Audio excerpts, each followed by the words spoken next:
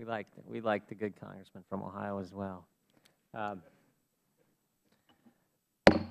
Subcommittee on Regulatory Affairs and Government Spending will come to order. We'll do an opening statements, get right to our special guest witness on the first panel, the gentlelady from West Virginia. Great to have you with us. And it may come as a surprise to many Americans that the United States' combined energy resources are the largest on earth, eclipsing Saudi Arabia, China, and Canada combined. Moreover, America's reserves of coal, the source of half of all electrical power in the United States, are unsurpassed, accounting for over 28% of the world's total reserves. The United States has approximately 262 billion tons of recoverable coal, which could help satisfy our demand for energy for centuries. Counter to the claims of the President, coal and other fossil fuels are not, quote, yesterday's energy. They are central to our economy's productivity and a critical component of our nation's competitive advantage. Make no mistake, renewable energy is worthwhile, but the fact remains 85% of global energy is set to come from fossil fuels until at least 2035. Much of the coal reserves here at home are located in the mountains of Appalachia and are found in West Virginia, Pennsylvania, Kentucky, Ohio, and Virginia. Of the 1.08 billion tons of coal produced in the United States in 2010, 334 million tons came out of Appalachia. The rest of the coal was produced primarily in the State of Wyoming. Coal is more affordable, is more than an affordable source of energy. For generations, coal production has provided Americans with good-paying jobs. The average salary of a coal miner is $60,000. Moreover, the industry supports thousands of service jobs. A study by Penn State University demonstrates that every coal mining job supports 11 others in the community. It is important to remember that when we are talking about this industry, it also includes truckers, railway workers, equipment suppliers, and other service employees. During this recession, we should be seeking out ways to leverage our abundant natural resources and let private industry and investment create jobs. Unfortunately, this administration has gone to great lengths, I think, to obstruct domestic production of oil, natural gas, and coal. Committee staff report entitled Rising Energy Costs, an Intentional Result of Government Action detailed the ways in which the EPA, the Department of Interior, and other agencies have implemented policies that have the effect of raising the price Americans pay for traditional sources of energy. It has become clear that since the Obama administration failed to pass the cap-and-trade bill, it has relied on regulatory gimmicks and the imposition of new permitting hurdles to punish traditional job-creating businesses in an effort to increase the price of fossil fuels. Combined with massive subsidies for pet projects, this misguided effort aims to make alternative energy cost competitive with traditional carbon-based energy resources. In the case of coal, in Appalachia, EPA has overstepped its congressionally delegated authority under the Clean Water Act and seized decision-making power from the States and from the Army Corps of Engineers. Under the CWA, Congress gave States the authority to issue Section 402 permits and the Corps authority to issue 404 permits. Congress gave EPA merely an oversight role. The April 1, 2010 guidance document effectively seized jurisdiction away from the States and the Corps to administer both of these permits. EPA's actions have created massive uncertainty, putting jobs in Appalachia at risk, threatening our domestic energy security, and moreover, it has imposed a virtual permitorium on new coal projects. Under EPA's enhanced review process, the Obama administration officials chose 79 Appalachian CWA permits that had been in the application process since 2006 for additional review. Only 8 of those permits have been issued, 8 out of 79. While 49 have been withdrawn, many of the withdrawals are due to bankruptcy of the operator who was not able to outlast the EPA. From permitorium on deepwater drilling in the Gulf to permitorium on coal production in Appalachia, the administration has trampled over administrative proceedings, due process, the intent of Congress, and the rights of States in their effort to rein in domestic production of carbon-based energy. We should not sit idly by as the Federal Government wages a stealth war against essential and job-creating industry. I look forward to the testimony of our witnesses today, and I look forward to hearing the administration's response. Now I yield to my good friend from Ohio, Mr. Cusinich, for his opening statement. Mr. Chairman, thank you very much for holding this hearing. And well, you and I have had the opportunity to work together and find common agreement on many issues. This may be one of those rare occasions where we do not. But nevertheless, you have my greatest respect for your service, as does Representative Capito. Scientific research demonstrates that mountaintop removal mining is devastating to both the environment and the health of Appalachian communities. Mountaintop removal mining has created a water quality crisis in streams where the debris and spoil from mining sites have been dumped. Mountaintop removal mining has created an environmental crisis for aquatic life in those streams and for the most biologically diverse forests in the world, which are being systematically destroyed by mountaintop removal. Mountaintop removal mining has created a public health crisis for people depending on those streams.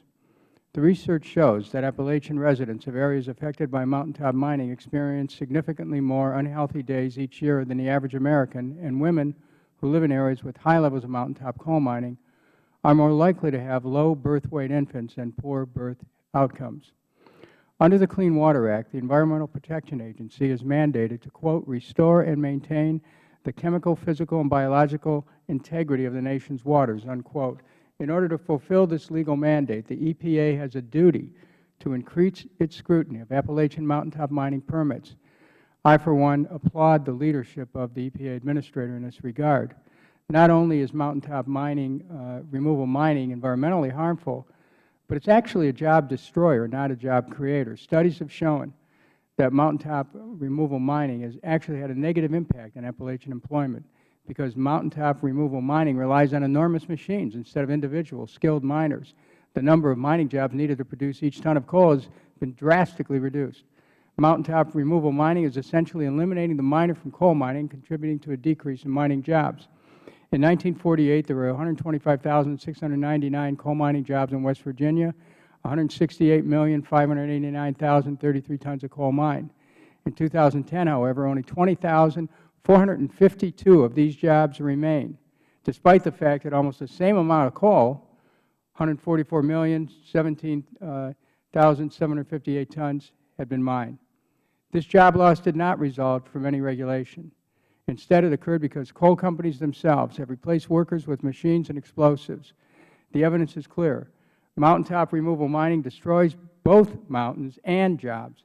Coal mining in general has experienced a diminishing share of employment in Appalachia as well. The cause is falling demand for coal. According to the Federal Reserve, the capacity of already permitted and active coal mines set an all-time record in 2010. Well, the utilization of that capacity was at a 25-year low. So, while enough permits have been approved to achieve a new record level of coal mine capacity, there's simply not enough demand for all that coal that these mines can produce. Demand for coal, or the decision by consumers to use cleaner, more energy-efficient forms of energy, is not something the EPA controls. It is a decision made by electric generating plant operators and investors. Increasingly, they've chosen to fuel their power plants with natural gas rather than coal. I'm deeply troubled by the fact that the House passed the Clean Water Cooperative Federalism Act of 2011 yesterday. There's no doubt this bill is intended to undermine the Clean Water Act and cripple the EPA's ability to ensure that States are adequately policing water quality, not just their own citizens, but for their neighboring States that share waterways. Ultimately, if this bill becomes law, it will mean more pollution, more dirty water, more health problems for Americans forced to rely on these waters. But it won't put Appalachian miners back to work. The economics of coal work against that. Everyone in this room today shares a common desire to put America back to work. But we do not have to choose between safe drinking water and healthy communities and jobs. I hope we can work together to help create sustainable jobs in the Appalachia region that do not destroy the very communities or the lives of those who work in them. With that, Mr. Chairman, I yield back. And I'd also like to request, if I may, a unanimous consent to place all of the reports that document scientific research on environmental public health effects of mountaintop mining I referenced in my opening statement, if I could put those in the record. Without objection. I appreciate that. Thank you, Mr. Chairman. We're now pleased to have a friend and colleague with us, the gentlelady from West Virginia, Ms. Shelley Moore Capito. Congresswoman, go right ahead. Thank you, Mr. Chairman, and I want to thank my neighbor, the ranking member, Mr. Cusinich, too. It's a pleasure to be here before the Committee on Oversight. I've actually haven't been in the room, so I'm pleased to be here, and thanks for the opportunity.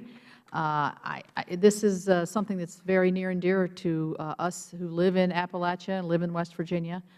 Very concerned about the EPA's Appalachian Energy Permitorium, which I believe is leading to a job drought in my home state of West Virginia. I think you are going to hear from a variety of folks from the region today, and all of them can provide valuable insight into how the EPA is affecting their communities and livelihood.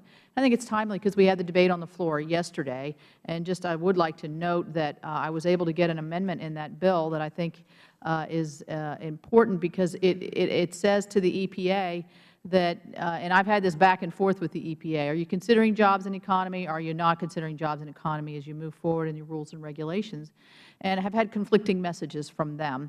So rather than have a conflicting message, I'm asking that they consider jobs and the economic impact of decisions that are made around the Clean Water Act. It doesn't say in the amendment that a certain decision has to be made based on that, but I certainly think that it's one of the factors that we need to weigh.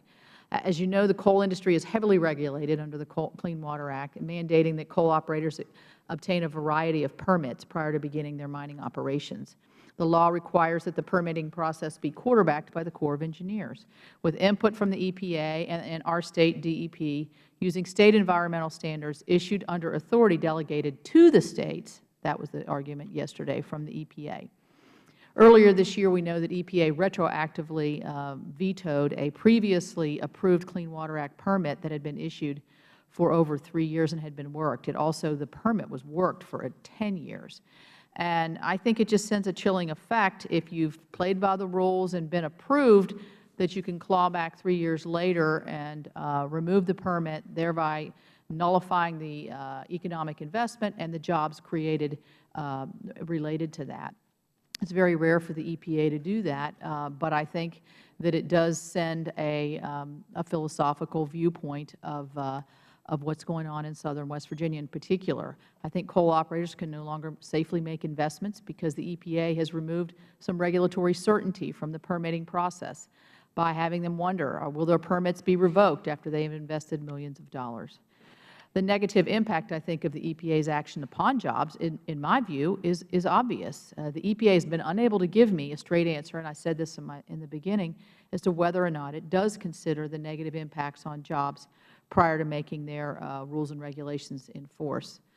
Just last month, AEP, which is our local, certainly you know that in Ohio, AEP is a provider of electricity in your great state, announced that it will shut down 5 plants, coal-burning plants, coal-burning power generation plants. And the direct effect of this is job loss, it's economic loss, and it also is raising, and this concerns me as well, 10 to 15% on your energy bill at the end of the month or at the end of the year. And I think that for a state like ours, that has a lot of people on fixed incomes, that's an economic impact that we need to consider.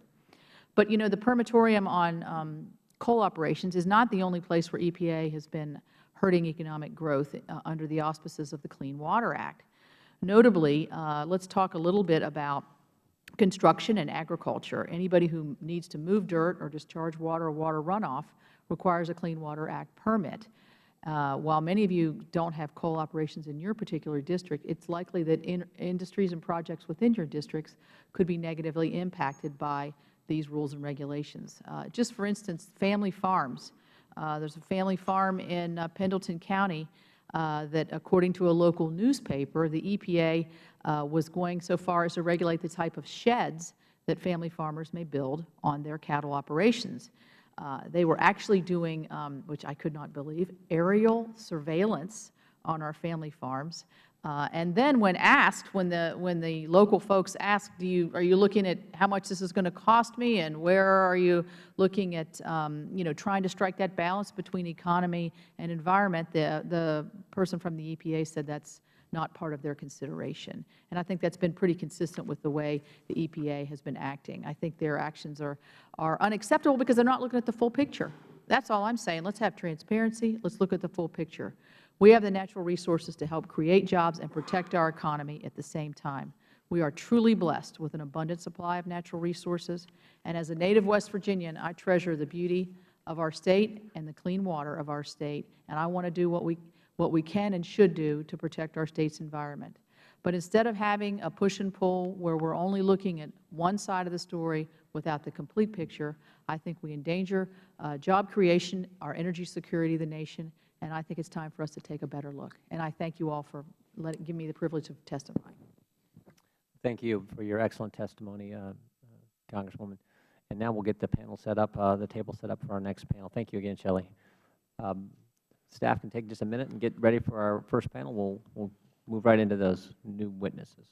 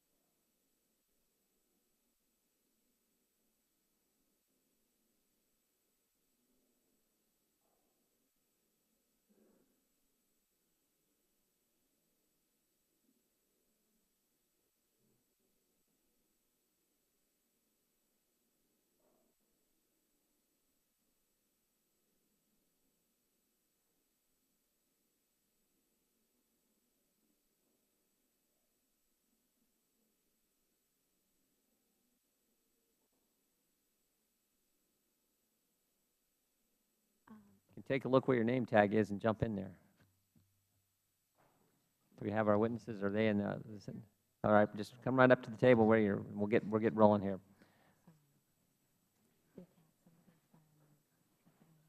On this panel, we have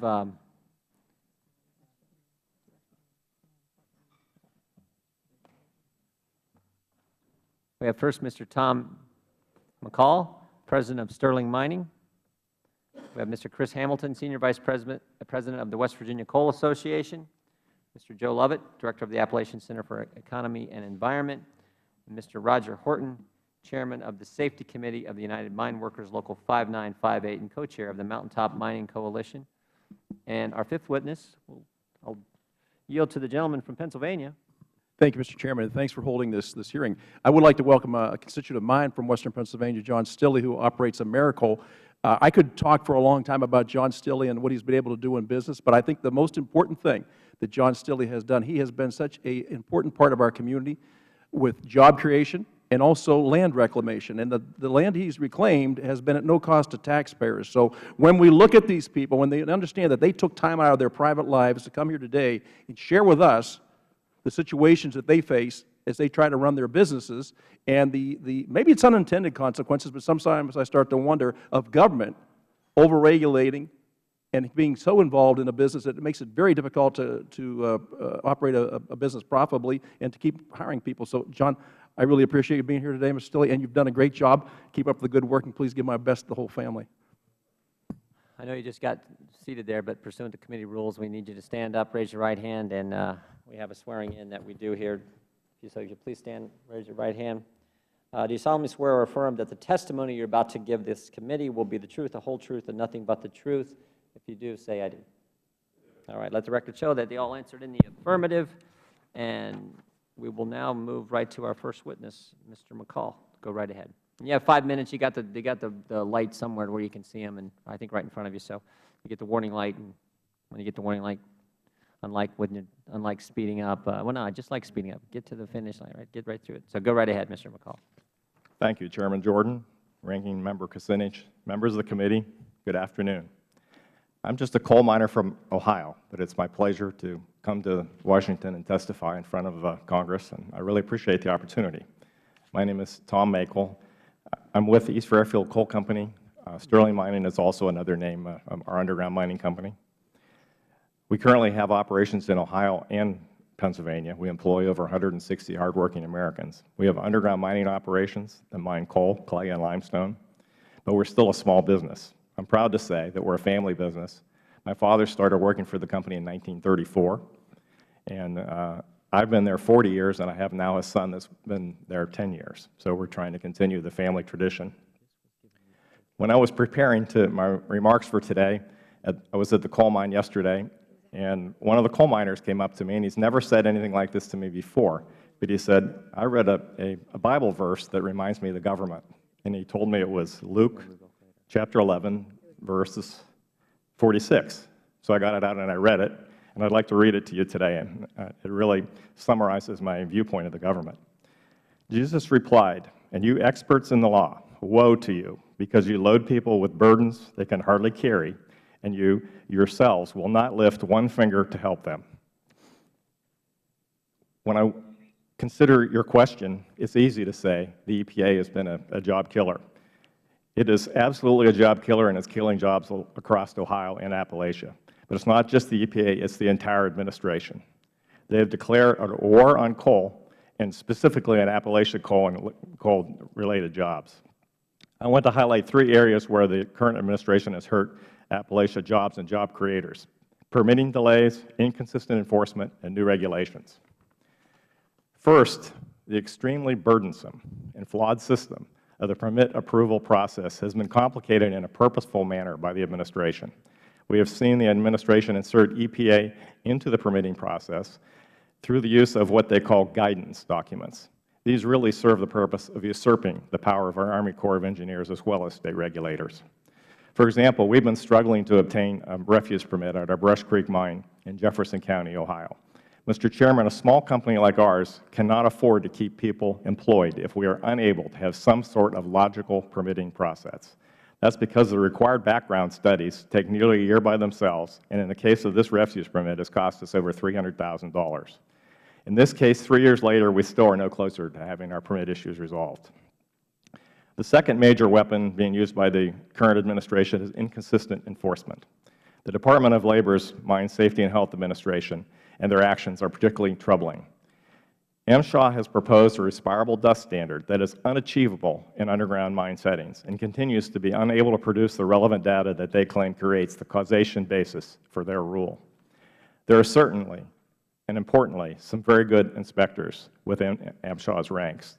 But the problem is that MSHA is being used strictly as a tool to push for massive fines and charges that suddenly emerge on some days, but the exact condition were fine on another day. The third means by which the Obama administration is waging a war on coal is through new EPA regulations. Just last week, they unveiled the final clear air transport rule. When combined with another part of what I call the EPA train wreck, the impacts on the economy are staggering.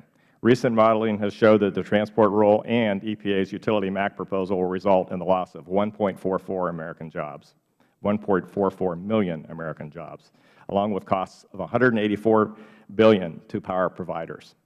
And the important thing here is these costs added to our manufacturers in the United States, they cannot afford more jobs. It's like an additional tax. So I think more jobs will leave the country as we raise our electric rates like that. Since the recession started, we have lost 3 major customers.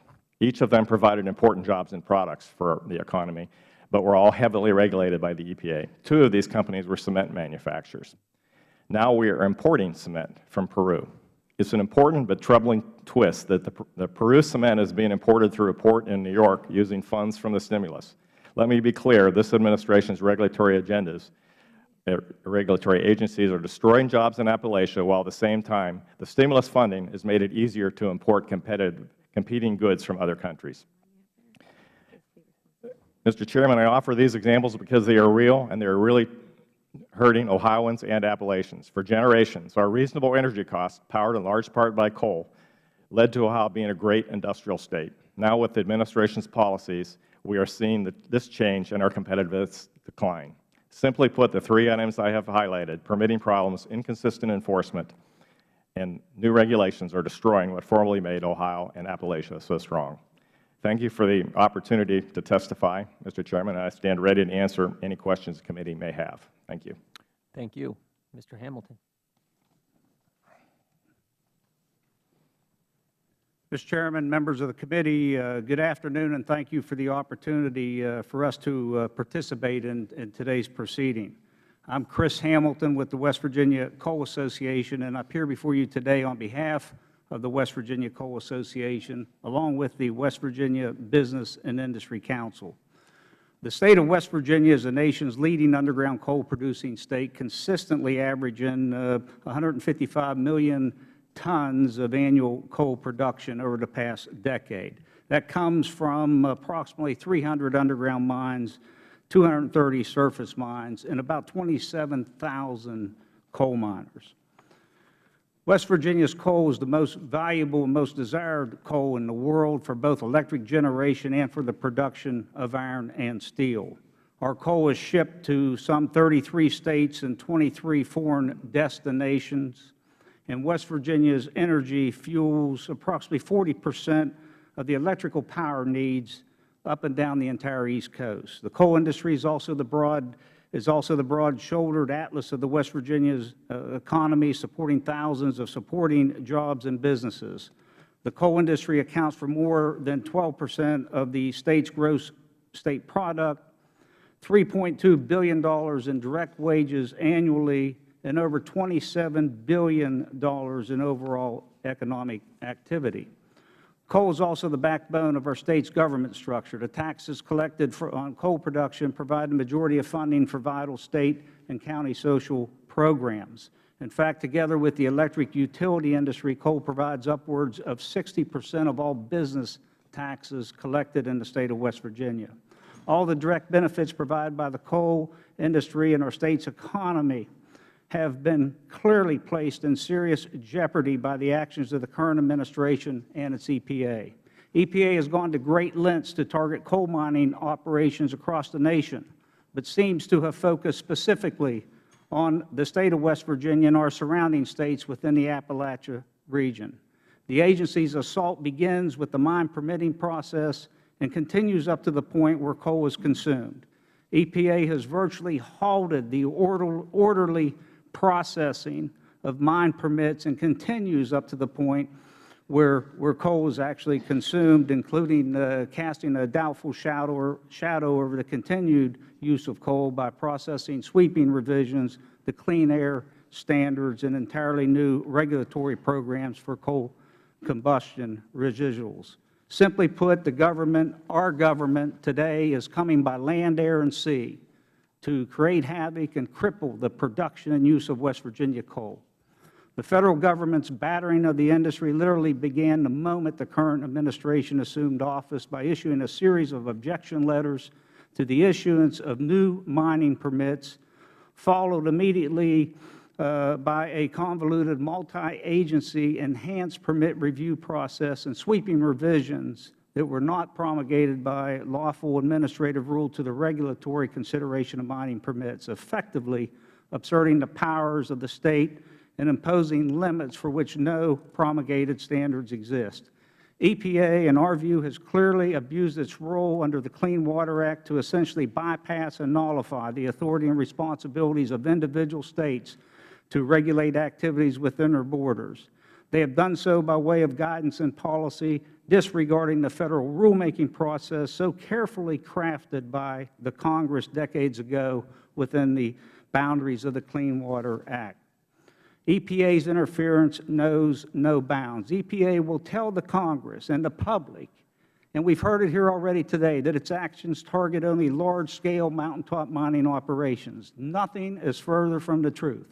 The Federal agency is actively obstructing the issuance of permits for surface mines, small surface mines with absolutely no valley fills, with no discharges in lawful waters of the State, underground mining operations, and practically every surface facility that must be developed to sustain and operate both surface mines and undergrounds, which include the smallest of haulage roads. Reduced to its essence, what you have is EPA avoiding the rulemaking process and lawful boundaries of its authorities under the Clean Water Act to impose the most stringent, impractical, if not impossible to meet standards against a selected industry in a handful of states. Despite repeated pleas and requests from our executive, our industry officials, both labor and management, our legislative branch of government, to engage in a professional discussion of these critical issues, EPA has simply thumbed their nose at every single elected official within our state and has told us repeatedly they have no interest whatsoever with respect to the jobs or the economic consequences of mining.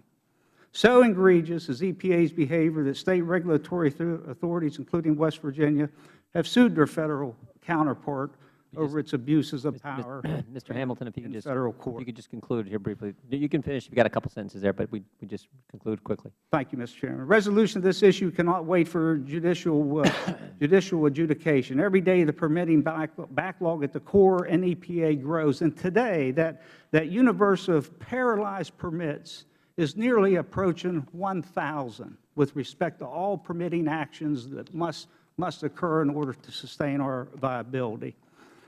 The buying of coal is so significant. Mr. Hamilton, we'll get to the rest of that during the question. Thank you very much for I think your very compelling testimony. Mr. Loveit. Good afternoon, and thank you for the opportunity to testify here today. My name is Joe Loveit, and I'm Executive Director of the Appalachian Center for the Economy and the Environment. We're a nonprofit policy center located in Lewisburg, West Virginia. I'm also a lawyer who has been attempting for too many years now to enforce surface mining, coal mining, and other environmental laws that Federal and State regulators refuse to enforce in Appalachia. I learned a word here today, Permitorium, I think, which really I don't think is a word at all, except maybe in George Orwell's world. But in any event, it's certainly not an accurate description of what is occurring on the ground in Appalachia. For years now, every permitting agency has issued any permit to the coal industry that it wants at any time. This is the first time the coal industry has met any resistance to its permitting, and it doesn't like it. I would note that no operator has the right to a permit. It has to comply with the law, and none of the permits for mountaintop removal comply with the law. That's why EPA is doing what it's doing now. EPA's actions to regulate surface mining in the region during the past 2.5 years have been necessary not only to enforce the Clean Water Act against mining operators, but also to ensure that regulatory agencies comply with the law. Too often, State and Federal agencies in our region see their jobs not as enforcing the law and protecting the environment and the communities in the region, but as protecting coal operators from having to comply with the law. Rather than forcing mountaintop removal operators to conform their actions to the law, Federal and State agencies bend or change the law to accommodate destructive mining practices. Make no mistake, this is not about mining in general. It's about mountaintop removal. EPA's actions go to mountaintop removal. Mountaintop removal can't be conflated with all mining. So mountaintop removal should be stopped. It can't comply with the law. It's hurting the people of our region and stealing its jobs. The United States Army Corps of Engineers continues to disregard its duties under the Clean Water Act by issuing permits to mountaintop removal operators. The Corps is literally overseeing the illegal destruction of our mountains and streams. For years, the Corps has issued permits for huge mountaintop removal mines with little more than a wink and a nod, and the unlawful issuance of the permit to Arch's spruce mine is a paradigmatic example of the Corps' refusal to enforce the law.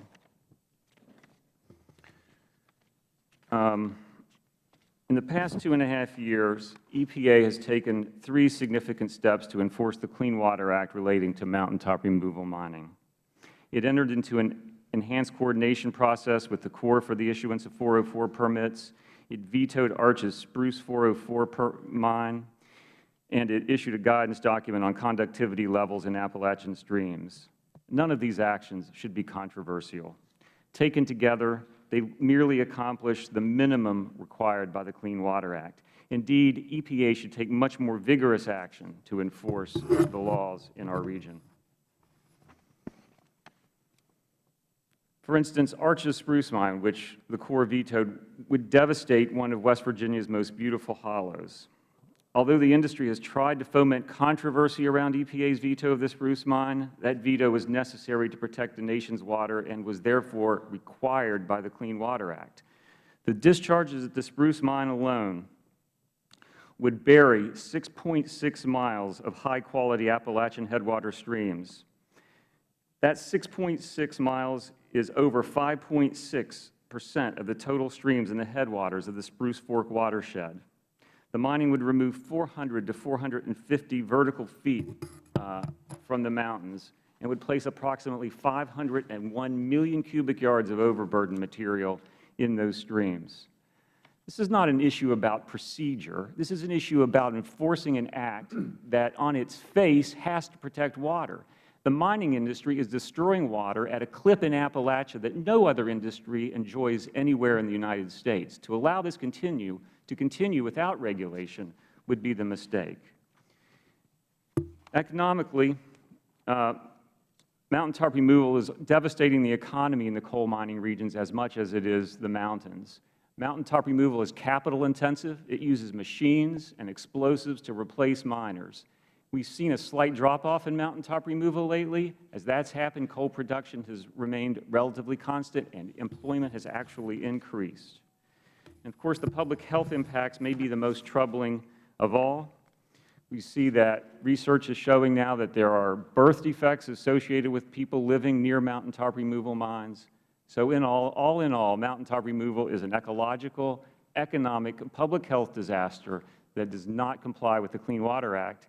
EPA is merely enforcing the act, and if anything, we think should more stringently enforce the act. And I hope that Congress will not do anything to limit its ability to do that. Thank you. Thank you, Mr. Loveit. Mr. Horton. Good afternoon, and thank you for the opportunity to truthfully testify today on this very important subject. My name is Roger Horton. I am the founder of Citizens for Coal and co-founder of the Mountaintop Mining Coalition and a member of Local Union 5958 of the United Mine Workers of America. I have spent over 30 years in the West Virginia mining industry, beginning in 1974 as an underground coal miner. During my career, I have also been active in my union, serving in various official capacities for my union local. I am proud to say that I'm still a coal miner and a local union officer at a surface coal mine in West Virginia. A native West Virginian, I have lived virtually all my life in the coal fields of the Mountain State, spending most of that time in Logan County, where I live today in the community of Horton. I built a home, raised 2 children, participated and enriched my community, all because of my employment in the coal industry. It is because of my rewarding experiences in and around the coal industry and its communities that in 2008 I founded Citizens for Coal, a group open to everyone, no matter their employment or other affiliation, dedicated only preserving the future of coal mining jobs and to actively participate in the debates surrounding coal mining in West Virginia and Appalachia. It is in this capacity that I appear before you today. I am deeply concerned and troubled by the actions of the Federal Environmental Protection Agency with respect to mining permits in West Virginia and Appalachia, as its whole attitude concerning the place that coal occupies in our nation's energy supply mix. The EPA has openly attacked coal. This assault begins with the permit application process, which you are discussing today, and continues throughout the process, and finally to the end use of coal, where EPA has recently announced sweeping regulatory changes. These regulatory initiatives, coupled with the agency's obstruction of mining permits, threatens to cripple the viability of Appalachian and West Virginia as a source of domestic energy and destroy West Virginia's coal reputation as the world's fuel of choice, be it for electrical generation or steel making or manufacturing. In its attacks on the mine permitting process, the EPA has trampled the interests of our individual states to control and regulate activities that occur within their own borders. In West Virginia, the EPA has arrogantly disregarded the will of the people and the actions of the West Virginia legislature with respect to water quality standards, streams, uses, and environmental improvement. The federal agency has focused on insects and tiny, almost undetectable shifts and insect populations while ignoring the overall health of our mountain streams and aquatic life and fish that call them home. Further, EPA has taken such positions without regards to jobs and communities that depend on these occupations for their very survival. If left unchecked, the EPA threatens to strip our citizens, our communities, and the very social fabric of West Virginia of their most important source of existence, and that is coal. These are not just idle observations. I have personally witnessed the social and economic disruptions that occur when unelected bureaucrats in an EPA office somewhere in downtown Philadelphia make arbitrary decisions about what is best for my fellow coal miners, my friends, and my community. About 11 years ago, through a combination of government interference and numerous legal challenges, a large surface mine in Logan County, West Virginia, was forced to close because it could not obtain the permits necessary to continue mining the coal. The results were devastating. Some 400 members of Local Union 2935 were out of a job, not because there was no demand for the coal or because the coal reserve had been exhausted, but because of pure legal and regulatory interference. The workforce of this local union was obviously devastated, but the county was severely damaged as well. The school system and social welfare programs lost revenue that was vital to their existence and operation. Entire communities were devastated. With nowhere to work and no prospect of the mine reopening any time soon, some residents packed up and moved to other states to find lower-paying jobs. Businesses that relied on the mine for their income, gas stations, restaurants, repair shops, and equipment vendors vanished. Families suffered and disintegrated. Substance abuse and divorces skyrocketed. And these folks struggled to come to terms with the loss of good-paying jobs that were forecast to last decades. In fact, it is fair to say there are communities and certain families have never recovered from the loss of these jobs. That experience and those troubling, painful memories motivated me to start Citizens for Coal organization. I hope the community and the entire Congress is mindful that the EPA's assault on the coal industry has really often dramatic effects on our workforce and our people. I have been fortunate to be able to spend the majority of my life living and working in my native West Virginia. Every day I enjoy the benefits of a rural way of life. I hope that my children can live and work in West Virginia and enjoy the same lifestyle and experience, but every day the EPA goes and checks, those chances decline. Finally, as a lifelong citizen of the coal field of Logan County, West Virginia, I would like the committee to carefully weigh the testimony of others that do not live, work, or recreate in our communities. They will come before you as false prophets, claiming to represent the people of the coal fields and or environment, and offering to help us survive or transition to other forms of employment when they destroy our coal industry. Whether they be from the EPA or the corps in Washington or lawyers that claim they sue the government on our behalf, we don't need their assistance or help. We can do just fine on our own. Thank you, Mr. Horton. Mr. Stilly. Good afternoon. Chairman Jordan, members of the Regulatory Affairs, Stimulus, Oversight, and Government Spending Subcommittee. My name is John Stilly. I am president of Americoal Mining Incorporated, which is headquartered in Butler, Pennsylvania. I'm also president of Patriot Exploration Corporation and Americoal Aggregates Incorporated. Americoal mines coal by the surface mining method in 10 Pennsylvania counties. Last year, we produced 1 million tons of coal and employed 110 workers. Since 1978, we have completed mining on 324 separate mining sites and have successfully reclaimed the land to productive post-mining uses, including parks, residential communities, working farms, and forest land. Approximately one-third of these sites consisted of areas which had been mined in the 1940s and 1950s where no reclamation was required to be done. Americoal's remining efforts on these sites provide for hundreds of acres of abandoned mine reclamation and miles of streams rehabilitated, all at no cost to the taxpayer or public. Americoal has won over 70 awards for excellence in reclamation over the past 30 years. We are also in the stone and natural gas business. Last year, we produced 750,000 tons of stone and aggregates used to build and rehabilitate Pennsylvania's infrastructure, and currently operate 160 oil and gas wells from the Upper Devonian Formation, all in Pennsylvania. I'm here today also on behalf of the Pennsylvania Coal Association. Pennsylvania is the nation's fourth leading coal-producing state, mining about 67 million tons in 2009. In addition, the coal industry is a major contributor to Pennsylvania's economy. Its annual economic benefit to the Commonwealth exceeds $7 billion, and it's responsible for the creation of 41,500 direct and indirect jobs with a payroll totaling over $2.2 billion. Taxes on these wages alone netted more than $700 million to the coffers of Federal, State, and local governments. Most of the coal produced in Pennsylvania is used to generate affordable and reliable electricity. I appreciate being asked to testify today on EPA's overreach into the State's permitting programs and how this abuse of power is costing production and jobs in the Appalachian coalfields.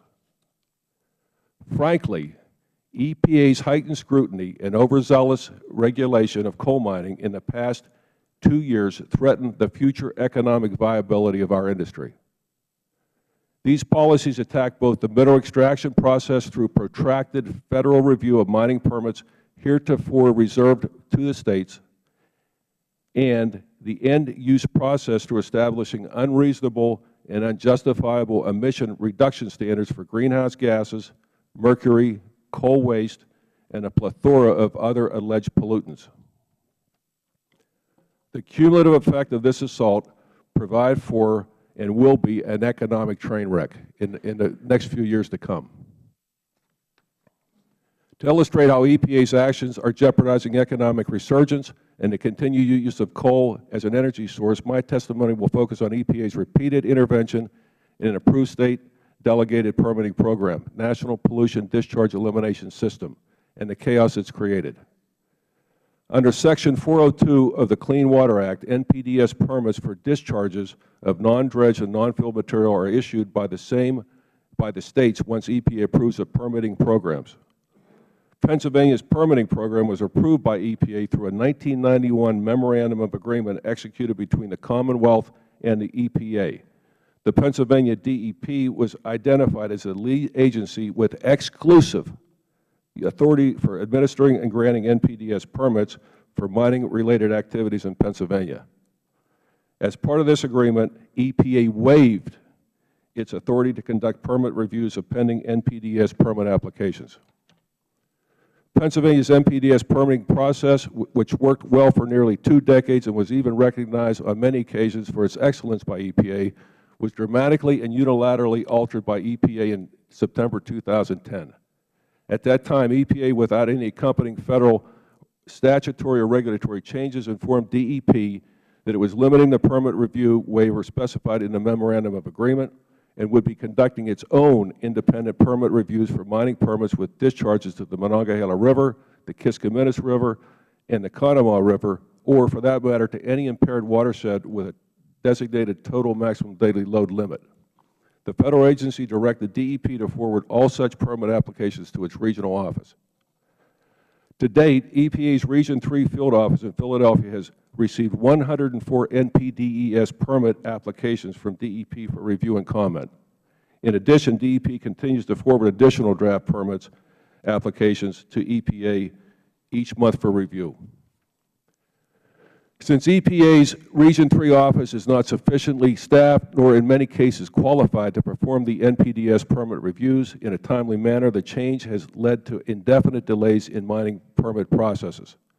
Obtaining an NPDES permit for any discharge is a prerequisite to mining, so these delays and permit backlogs are a tantamount de facto prohibition of mining. Also, while the EPA's comments and objections resulting from its permit reviews vary, a number of the objections to the permits are based on what the Federal agency perceives as are inconsistencies between the application and an interim final guidance that is developed to provide a framework for regional reviews of surface mining projects based on conductivity levels. Just finish up here. It associated with adverse impact on water quality. I know it's tough to get through everything, but thank you. It is difficult. We'll get through. We'll start our questioning now, Mr. Hamilton. How many permits does a mining company need to actually do their business? Just give me a rough estimate. How many permits you need to operate? I don't have that answer. I apologize. Is it 5? Is it dozens? Is it hundreds? Turn your mic on, please. I would say on the order of magnitude of upward of 50, probably closer to 100. Between 50 and 100 permits. And that has not changed since the Obama administration has come into office, correct? It's still the same number of permits. That is absolutely correct. What has changed is, well, I want you to answer this.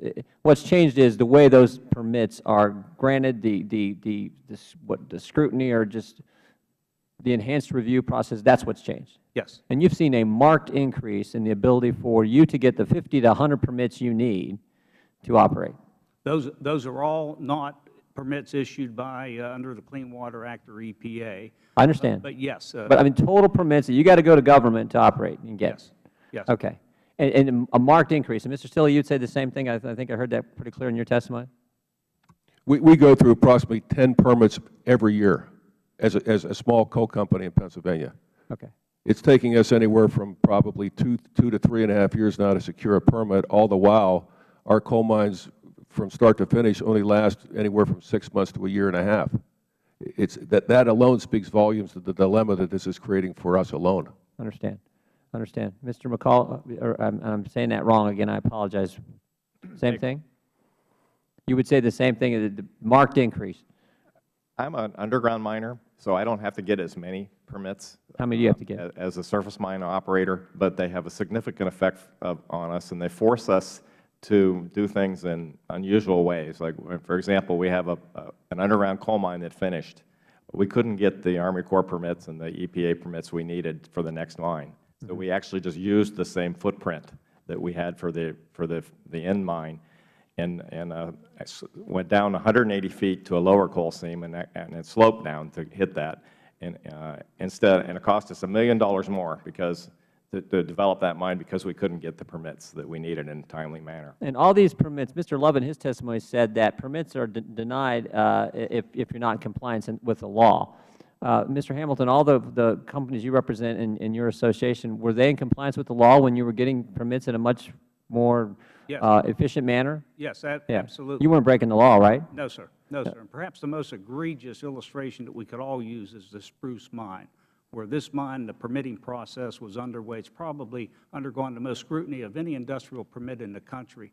It underwent about a 6-year-plus approval process with all the environmental and technical and engineering, with EPA participating throughout that period of time. The permit was issued back in 2007. And this mine you're referring to, if I could interrupt, Mr. Hamilton, this is the one that was challenged in a court case. And what was the decision of the Fourth Circuit in that case? Fourth Circuit completely cleared the company. And the challenge came on this enhanced review concept that's before us today. Is that correct, Mr. Hamilton? That's correct. Yeah. And who was the individual who argued the case and brought the case? Who was responsible for who argued the case? What agency and who argued that case on behalf of, I think it's the Ohio Valley Environmental Coalition? Yes. Who was the individual who argued that case, brought that case?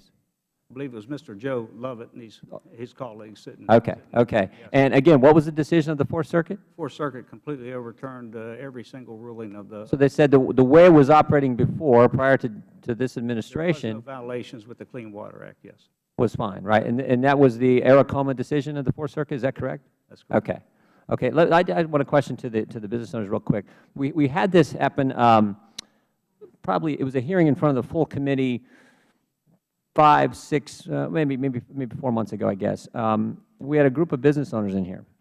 And at the end of the long hearing on regulation and the impact it's having on business, what I thought was one of the most compelling questions and part of the entire hearing, a colleague of ours, Mr. Ginta from New Hampshire, asked the witnesses, all business owners, many small business owners, one was actually from our district. He asked them a simple question. He said, guys, if you knew then what you know now, would you have started your business? If you knew all the things government was going to require you to do, would you have started? Would you have created those jobs? Would you have taken the risk? Would you provide those opportunities for all the employees that work for you? The answer from every single one was they wouldn't do it. I just want to ask the same question to you, Mr. Stilly, and then you, Mr. McCall, and Mr. Hamilton, for the business you represent. If you had to do all over again, would you do it? I started my business in 1978. In no way, shape, nor form could have I ever anticipated all the impediments, regulatory impediments that have been thrown up by the Feds, principally the Feds. State government's fine. To answer your question, it's probably no. How many people work for you, Mr. Stilly? I have 120 men and women working for us right now. Mr. McCall? We have 160 employees, and that's my big quandary. And also a quandary within our family as a family business. My son could have chosen a lot of things. He has his MBA. He could have chosen a lot of things for a career. And, he chose to come and work for our company. And I don't know if that's, the best thing for him. But it all comes down to we have a responsibility to these employees that have worked for us for many years. And it's hard to walk away from it. But I would love the freedom of not having to deal with all those issues, and I really wonder if I'd ever, would have started over again if I had to. Thank you. And now you have to the gentleman from Ohio, Mr. Cusinich.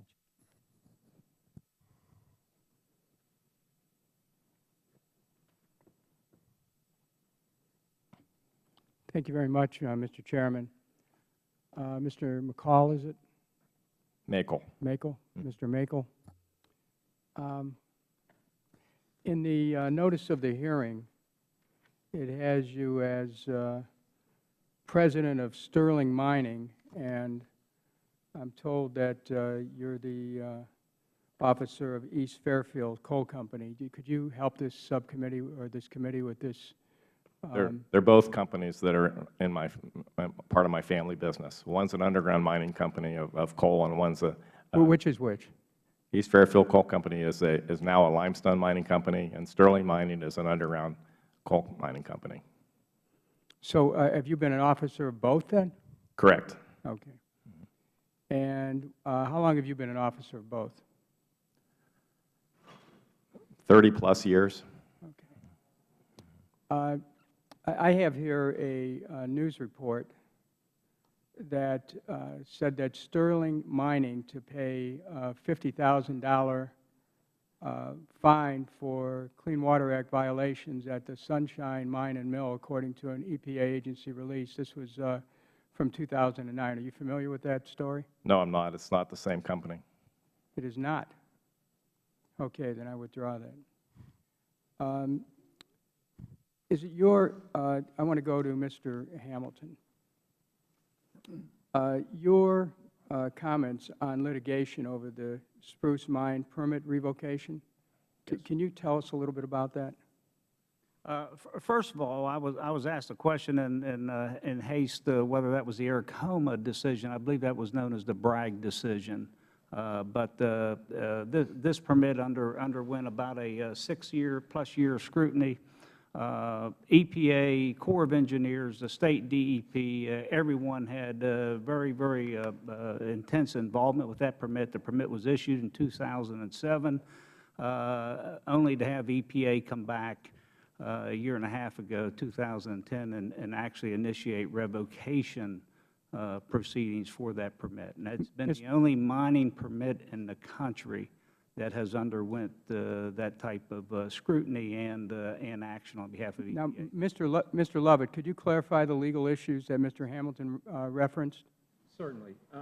And use the mic, please. Yes. Let me state first, the Court of Appeals did not overturn the Clean Water Act injunction in the Spruce Mine case. That's incorrect. The Army Corps of Engineers was forced to change a long-standing regulation, the definition of fill material, which basically legalized mountaintop removal, and it did that in, I think it was 2008. As a result of that ruling, other issues went to the Court of Appeals, not the issue of the Court's injunction related to Clean Water Act issues in the Spruce case. The most important thing about the Spruce Mine, from my perspective, isn't all the procedural wrangling that we're doing here. It will destroy forever nearly 5 square miles of Appalachian forest and streams. It will fill with mining waste over 6 miles of stream forever. If that kind of activity doesn't deserve environmental scrutiny, I don't know what does. Well, let me go, just hold on there. Now I want to go back to Mr. Hamilton. Mr. Loveit just outlined some environmental consequences. we hear about those all the time, but we rarely get a person from the industry to be able to respond directly when challenged on the environmental consequences. What do you say to people who are concerned about water quality or concerned about the adverse health effects when these toxic substances get into the environment that come as a result of mining? What's your response to them? I say come personally and visit the operation. Come personally and see the biological diversity and the clean drinking water standards coming off that active mine site. Come personally and talk to the men and women who live above, who live below, who work on those operations and have for some time. I appreciate that response and that invitation. We have representatives of the industry here who are mining underground and do mountaintop mining. Now, on the mountaintop mining side, people did come personally and did a documentary that, of course, you're familiar with, called The Last Mountain, where they point out this mountaintop removal. In its wake, the process leaves toxic sludge piles containing arsenic, lead, and mercury, contaminated rivers and streams, fine particulate airborne matter that creates an epidemiological health nightmare and unlivable communities. Mountaintop removal has already destroyed 500 Appalachian mountains, decimated 1 million acres of forest, buried 2,000 miles of streams. I mean, there are some people who are coming and taking a look at it, but they're coming up with conclusions that might be at variance to what the industry is saying. I thank the gentleman. I yield back. The gentleman now recognize the chairman of the full committee, gentleman from California, Mr. Issa. Thank you, Mr. Chairman. Thank you for holding this important hearing. There's nothing more important to this committee or to America than the kinds of jobs that every day we continue to hear we lack in this country. For all of you who came here from West Virginia, where the unemployment rate is so high, hopefully this hearing will be a start toward getting West Virginians working again. Mr. Stilly? Stilly. Stilly. I apologize. I wasn't here for the introduction. Right. So, I'd like to understand a little bit more about what it's like in West Virginia. You've been mining there for generations. I'm a native of Ohio, so we enjoy in the southern part some of the same activities. But you've been mining for a long time. Would you say it's fair to say that we've learned a lot, that we mine better than we used to? There's no question, but that is the case. We have mined in West Virginia, but just for clarification, we're principally Pennsylvania coal miners today, all surface mining. Right. But the technology that we subscribe to is progressed immeasurably. You don't have enough yardsticks in the room to measure how much progression has taken place since the mid-'70s, when surface mining was largely unregulated.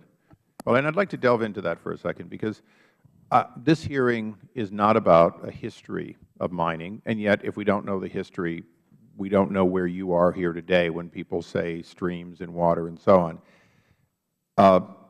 My partner in business years ago was from Pennsylvania, Enon Valley, Pennsylvania, near the Ohio border, and they did what was then called strip mining, and quite frankly, he got a nice lake, but he had some real problems with the rest of the activities related to the stream in and out, and ended up with quite a bit of bulldozer work for a period of time to get things right.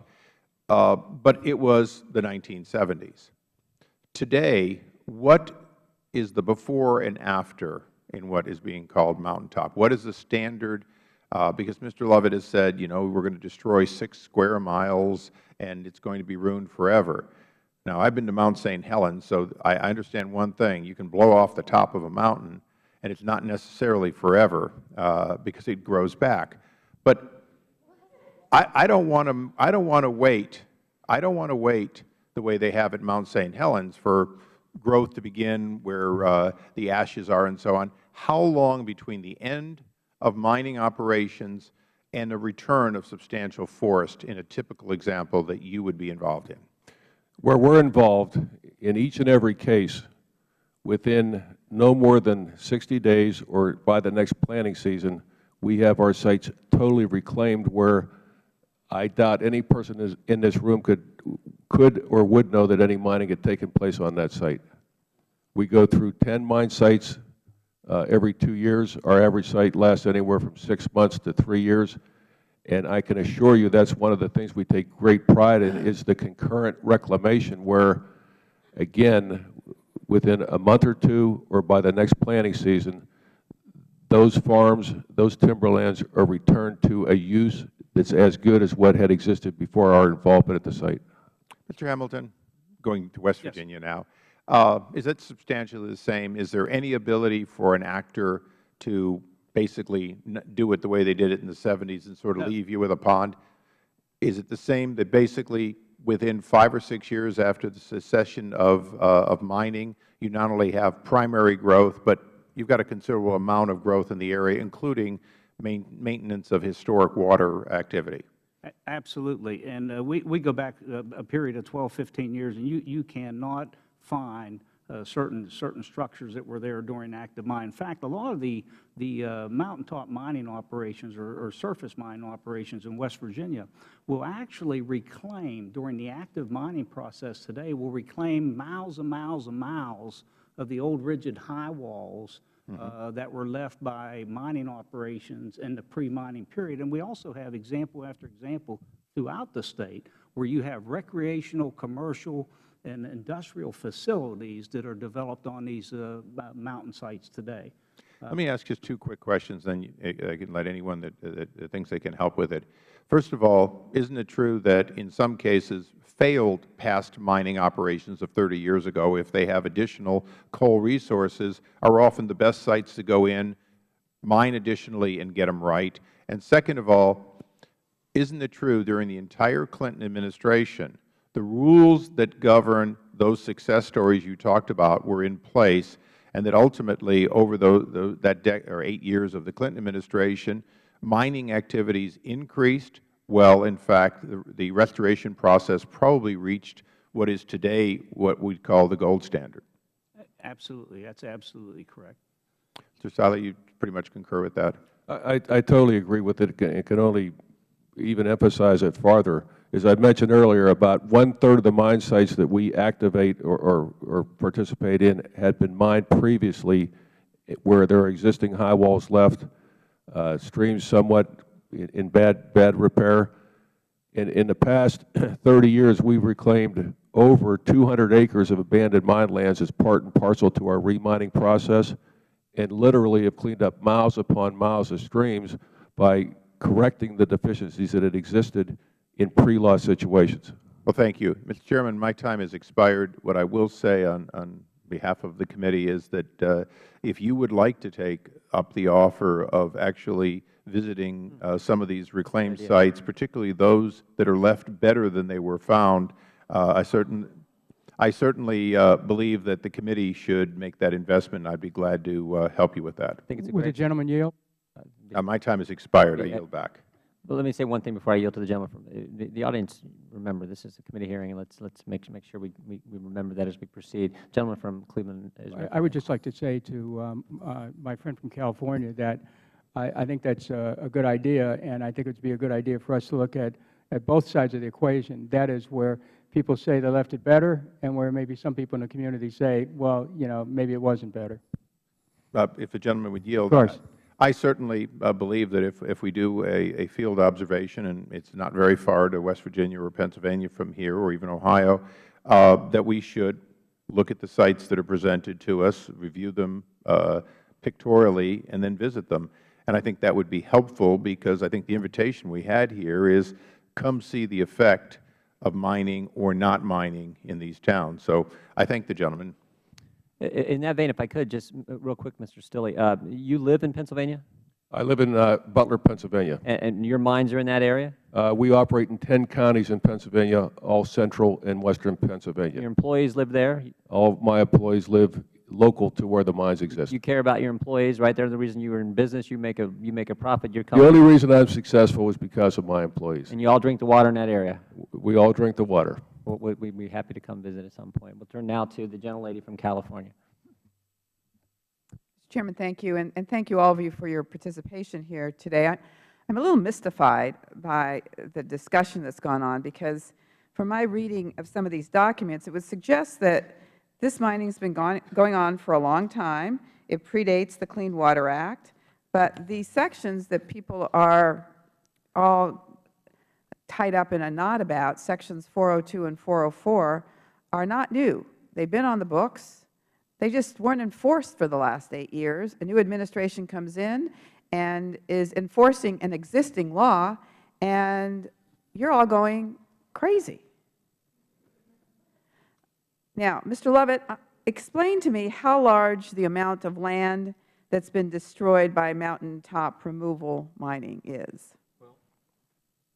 Remarkably, I don't think anyone has an accurate number. I am surprised that the government doesn't publish the number, but it's certainly over 1 million acres by most estimates.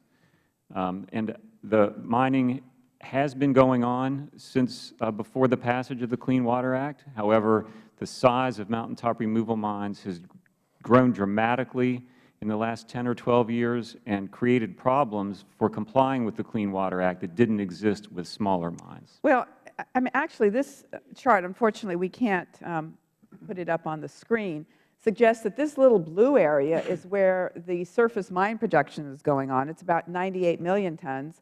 The other U.S. coal production is 977 million tons, and the unused U.S. mine capacity is 360 million tons. How many employees in this industry? I don't know about the surface mining industry in general, but it's approximately 6,000 employees in West Virginia on all surface mines. And it changes from year to year, but that's the approximate number. You know, there was a lot of discussion about loss of jobs. And if we could put up the slide that I believe we do have with jobs at Appalachian coal mines. Can we do that?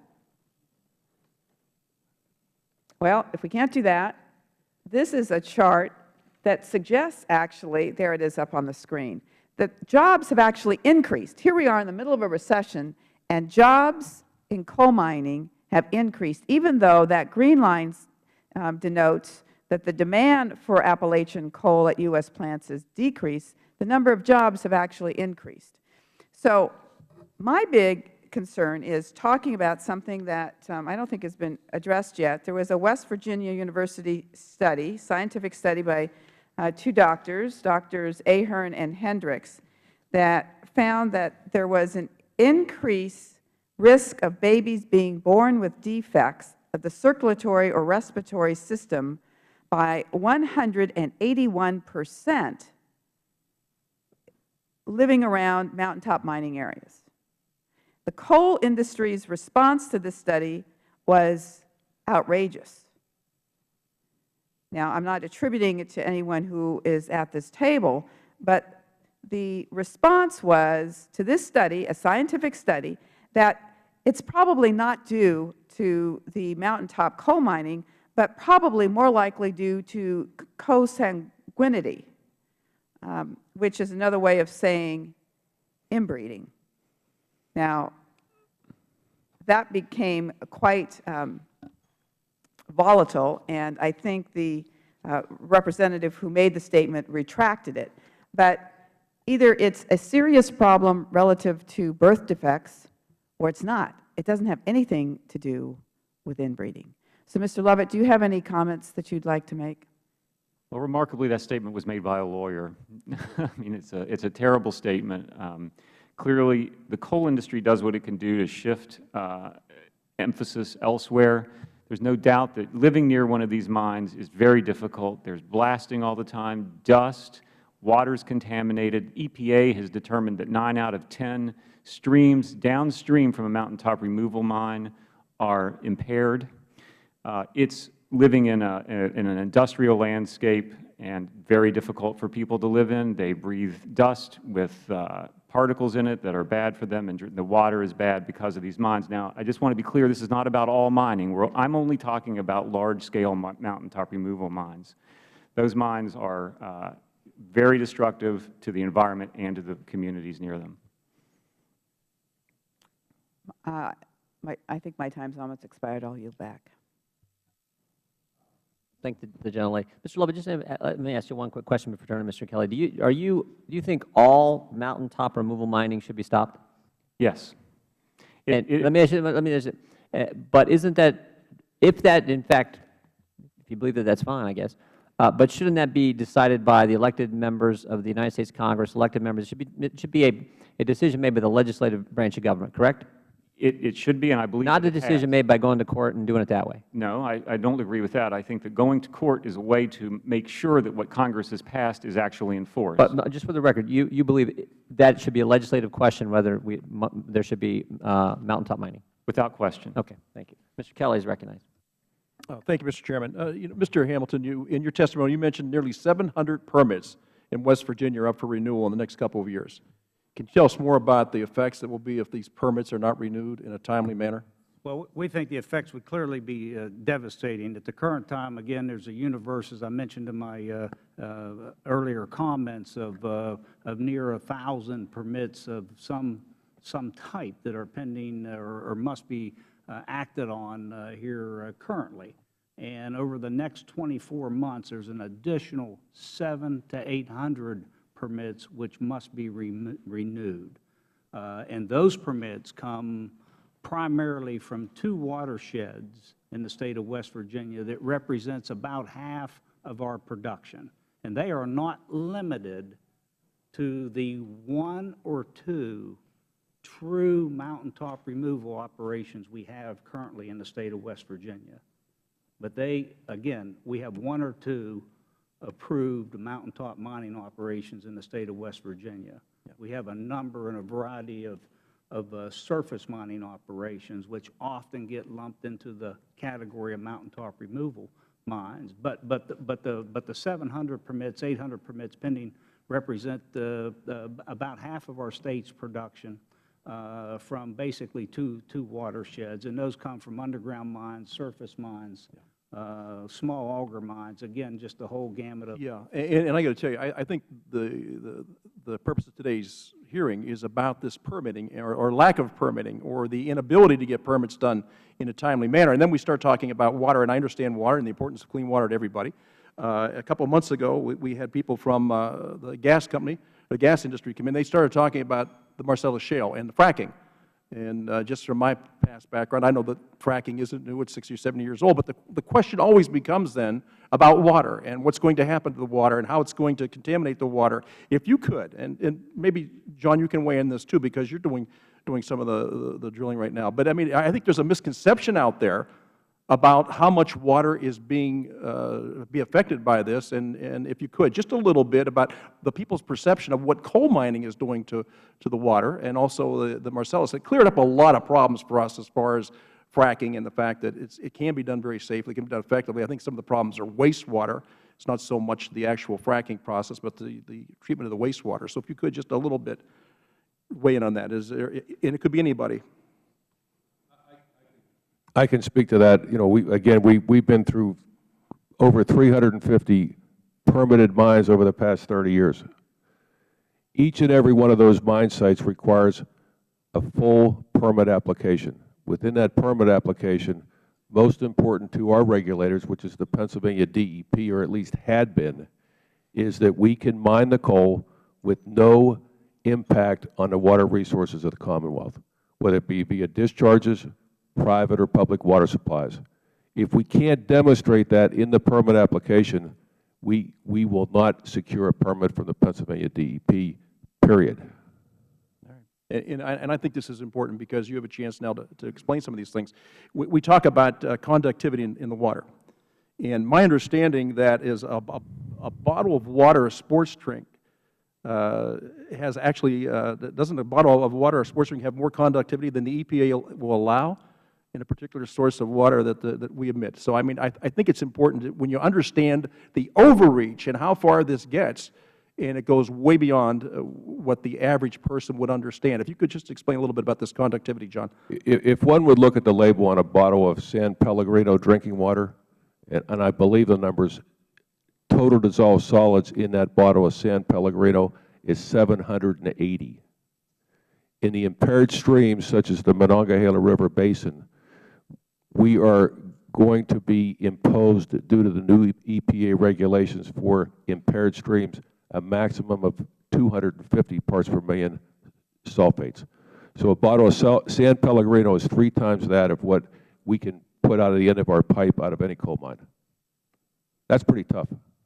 Yeah, I would think so. But again, the general public doesn't understand these things, and you know, we have the bad habit here of letting the perfect stand in the way of the very good, and we just tend to keep pushing this stuff down the road. To all of you in the coal business, I want to thank you for being here. But the effect of these permits not being issued, tell me, on your businesses, because I also run a small business. Where does this leave you? In West Virginia, I'll offer that we think it's leading to a real crisis in waiting. You know, we've been in a national recession here, and we've been attempting to weather that storm as everyone else is. And you know, we see markets come and go within the coal business. Again, we ship to some 33 different states, some 23 foreign destinations. And you know, the margins out there and the competitiveness is about as fierce as it's ever been. And currently this recession is picking up, and we think we stand to lose a lot of these markets because we don't have the next block of coal or the next reserve base permitted. And so, and at the current time, you know, we're into areas that are very, very inefficient, just trying to keep the people employed, trying to keep the operation in a state of activeness as we're waiting for the next sequence of permits to be issued, so that we can begin to administer the next 5-year operational plan. Okay. My time's expired. I was going to, Mr. McCall, did you want to say anything about your company? Where it puts you, as far as the permitting, the inability to get these permits? Yeah. We have the same situations. Our mining plans have to be adjusted all the time because we can't do what we want to do. We have to do, we don't have it permitted yet. We're always waiting for permits. It's a big factor. And you know, and I'd also like to say in Ohio that the greatest thing that I've seen in my lifetime in mining, almost all my lifetime, we've done a lot of reclamation in the state, and we've improved the water resources in the state and the streams so much in that time by reclaiming the old properties that weren't reclaimed before. So we've continued to make the streams better and better, and yet we have a more and more difficult time in getting the permits. Very good, Mr. Stilly. I echo Mr. McCall's sentiments totally. I think it's demonstrated by all the stream redesignations that have taken place in Pennsylvania over the past 20 years, where all those designations are to better and better streams than what they had been 20 years ago. A large portion of that upgrade is a result of the remining that's taken place both in Ohio and Pennsylvania, and I'm certain as well in West Virginia. Just by the very nature of how that remining takes place, we are required to add lots of alkalinity into the overburden through importation of limestone dust and other calcareous materials, which neutralize any potential for acidity emanating from those sites that existed before or after our mining and reclamation takes place. And I appreciate it, and I've got to tell you, in a country that right now has over 14 million Americans that wake up today with no place to go to work, and we're talking about creating jobs, and we're talking about improving our economy, it's hard for those of us in small business to sit back and watch all that's going on and the burdens that are being placed in front of you to create jobs, and then still here, we're going to go after this market. We're going to be energy producers. A third of the world's coal is below our surface. It just doesn't make sense to the average person is what's going on right now. And I appreciate you taking time out of your days to come here. I know how tough it is to run these businesses. Thank you so much. Appreciate your testimony. Thank you, Mr. Kelly. I will now yield myself 5 minutes for questions. First of all, I want to say thank you to all of our panelists for being here today, and as Mr. Kelly said, for taking time out of your schedules to come here and testify. I want to start with the comment Mr. Loveit made with regards to the fact that you would like to see all mountaintop mining ended. So my question is for the other 4 panelists. Do you think that the EPA's actions will end or will work towards the end of ending mountaintop mining as well as any other type of mining? Mr. McCall, I'll start with you. To end mountaintop mining? Could you repeat the question? Will EPA's actions and what we're seeing and hearing today, is that really what's going to happen with what they're doing? I don't know anything about mountaintop mining, but I know that it's very difficult for us now with all the different permits and all the issues that we're faced with to go through all the agencies and do all the studies and get the permits in a timely manner to keep our employees working. We so often end up being inefficient because we don't have it when we need to build the ponds to begin a mine. We don't have the permit in the summer season. We get the permit maybe in the winter, and when it's harder to do a good job and putting the ponds in. So it seems to me that the EPA and the government is deliberately working against us to stop us from mining and stop us from employing people. So Thank you, very Mr. difficult. Hamilton. Thank you, Mr. McCall. I would concur with those remarks. I clearly think that the Appalachian states represented here today represent an area that's targeted by this administration and being carried out by the United States Environmental Protection Agency to do everything within their power to restrict and curtail productivity, coal productivity from these regions. There has been absolutely no degradation whatsoever of the water systems. We have a state that is primarily within a mountainous and hilly terrain.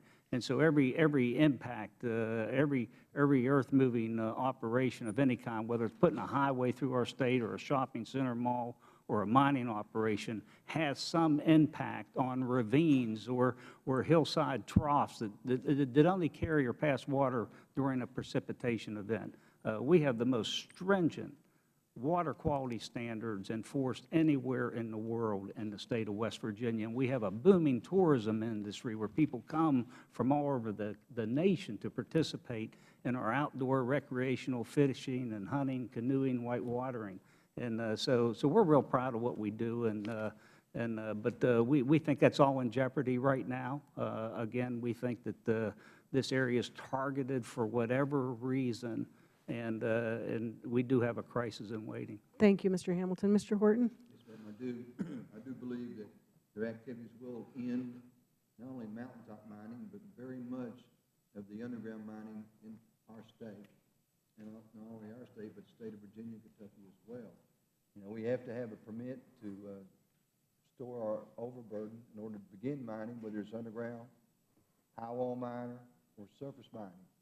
And for them to continue down the path that they're on, the operators and the people invest in an operation where they can't have a reasonable guarantee of some type of economic benefit from their investment. They're just not going to do it.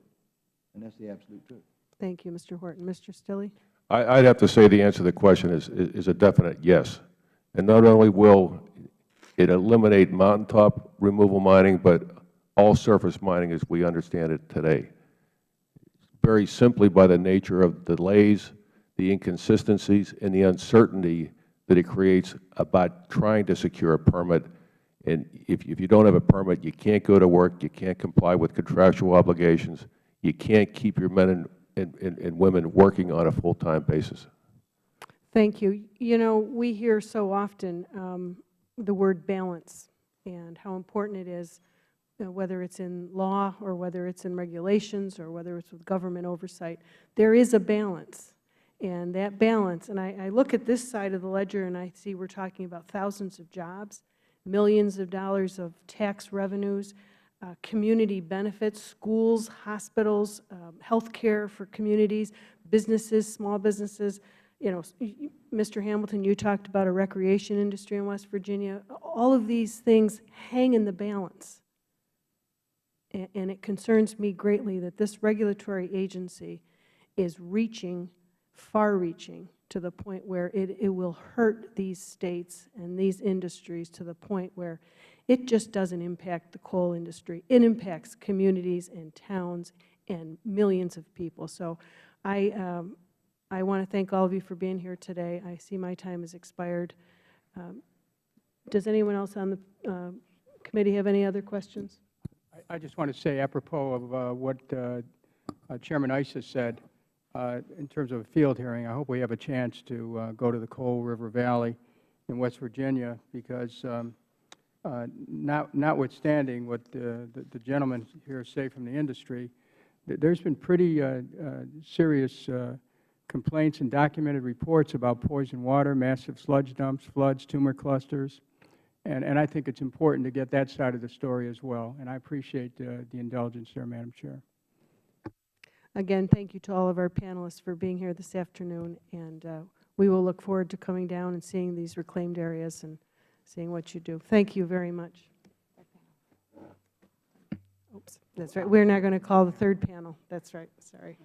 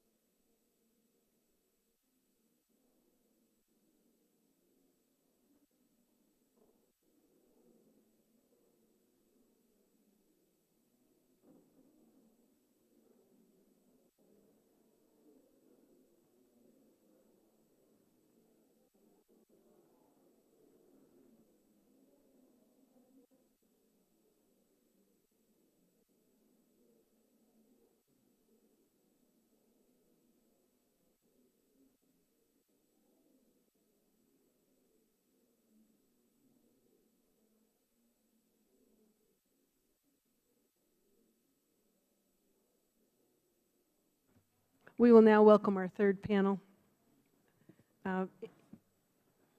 As witnesses in our third panel, we have Ms. Nancy Stoner, the Acting Assistant Administrator for Water and the EPA, and Ms. Meg Gaffne Smith, Chief of the Regulatory Program at the Army Corps of Engineers.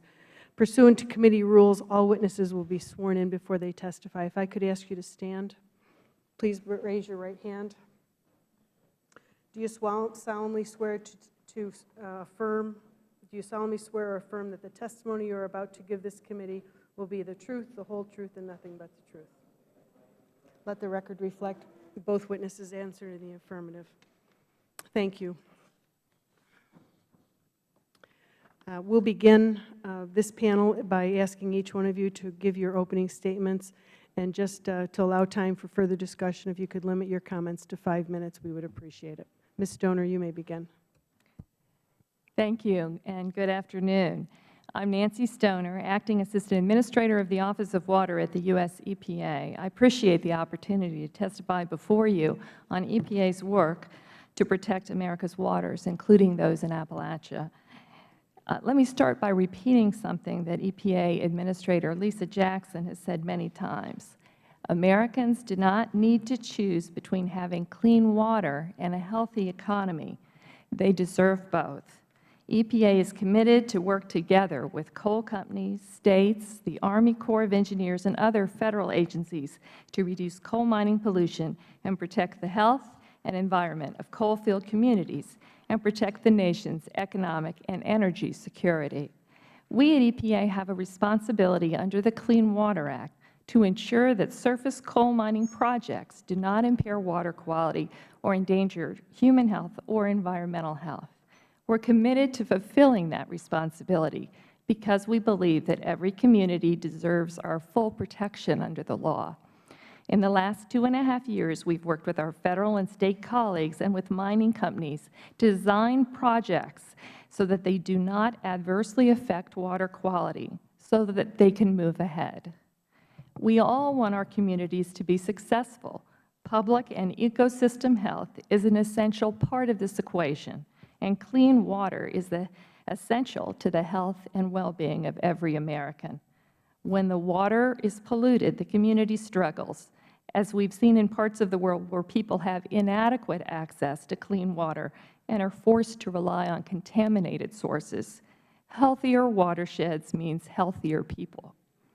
In 2010, an independent, peer-reviewed study by 2 university professors found that communities near degraded streams have higher rates of respiratory, digestive, urinary, and breast cancer. That study was not conducted in a far-off country. It was conducted in Appalachian communities, only a few hundred miles from where we sit today. A peer-reviewed West Virginia University study released in May concludes that Appalachian citizens in areas affected by mountaintop mining experience significantly more unhealthy days each year than the average American. And a peer-reviewed study released days ago concluded that babies born to mothers who live in mountaintop mining areas of Appalachia have significantly higher rates of birth defects than babies born in other areas. In addition to health studies, peer-reviewed science has increasingly documented the effects of surface coal mining operations on downstream water quality and aquatic life. Peer-reviewed studies have found elevated levels of highly toxic and bioaccumulative selenium, sulfates, and total dissolved solids in streams downstream of valley fills.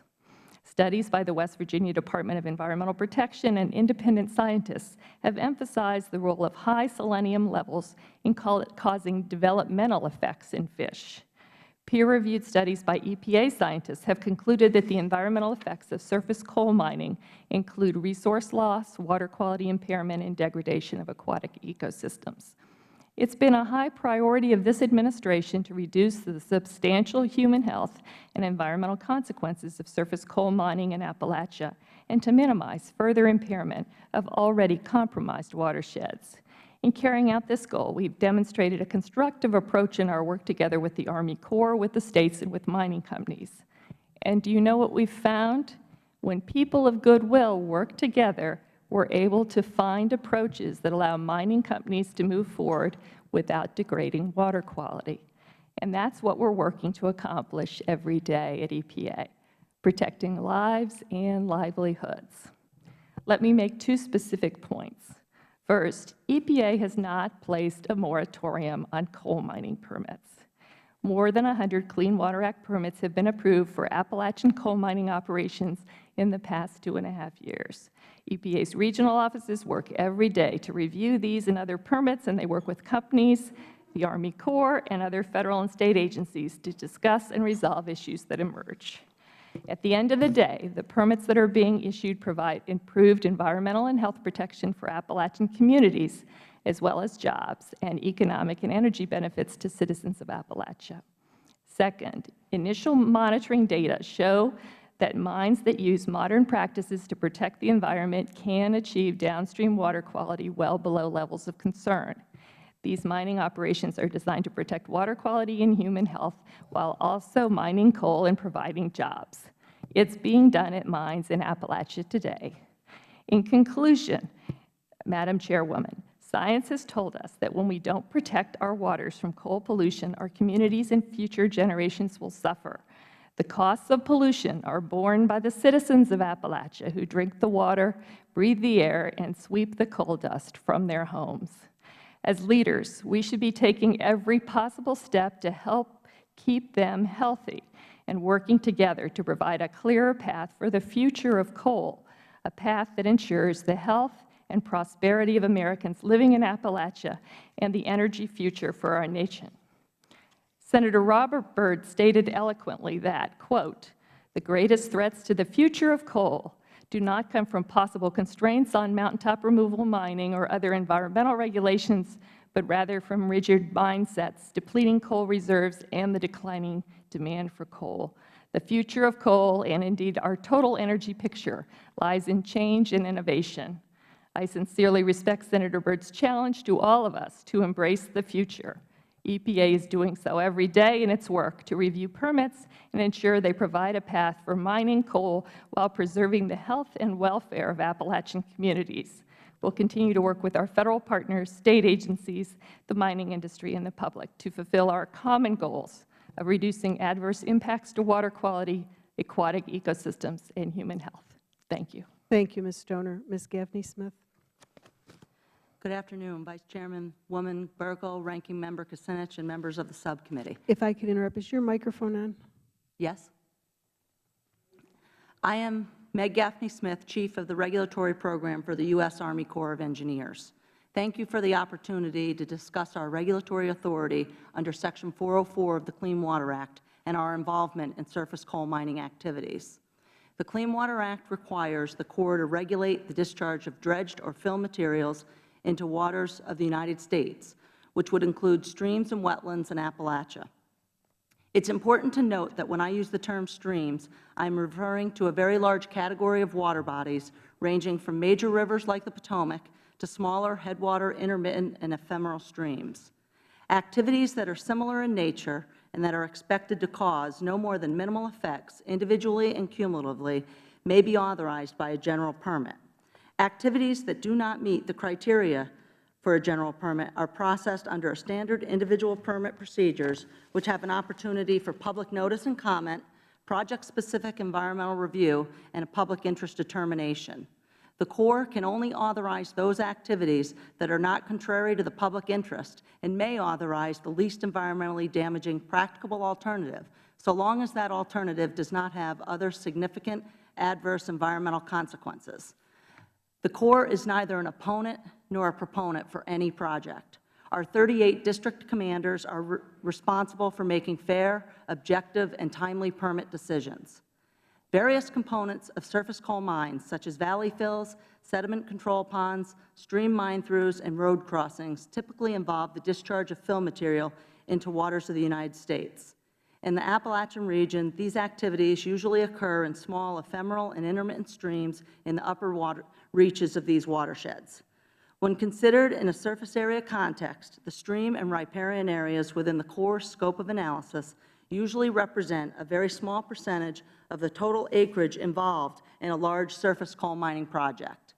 A key point is that compared to OSM, EPA, and the states, the Corps 404 regulatory authority for surface coal mining is much more limited and focuses on impacts to aquatic resources. In the early 2000s, we recognized that Federal and State agency regulatory programs dealing with surface coal mining projects were poorly integrated. This was not good for the economy or environmental protection. As a result, in 2005, 4 agencies signed an interagency MOA to improve the integration of regulatory processes, minimize redundancy, and improve coordination and information sharing with the ultimate goal of improving environmental protection. Unfortunately, for a variety of reasons, implementation of the MOU was somewhat inconsistent. At the beginning of this administration in 2009, the agencies reinvigorated their efforts to strengthen interagency collaboration, signing a new MOU to implement an interagency action plan intended to improve permit reviews. In June 2009, EPA and the Corps established a review framework called the Enhanced Coordination Procedures, or ECP.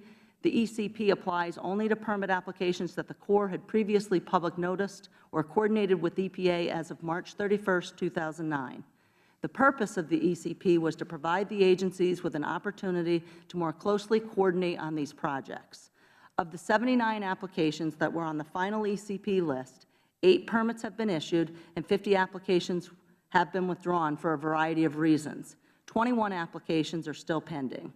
Since the 2009 MOU, we try to discuss proposed projects with applicants early in the design process and attempt to address agency concerns.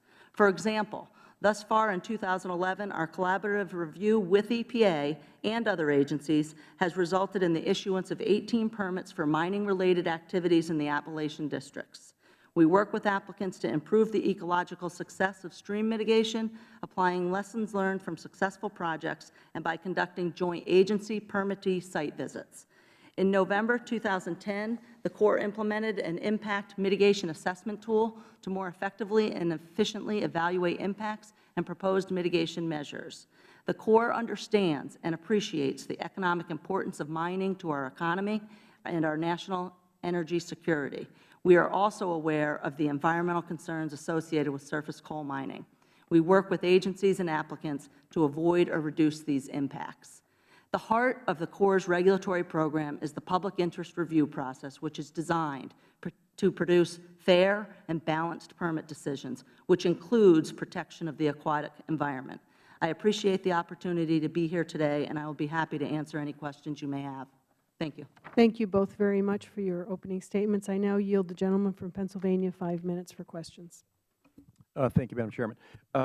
Ms. Stoner, I have a question on this, and this is something I had written, Ms. Jackson, about a concern that we have, not just myself, but eight members of the Pennsylvania delegation, and it has to do with the fact that the Pennsylvania DEP for 19 years had primacy over permitting.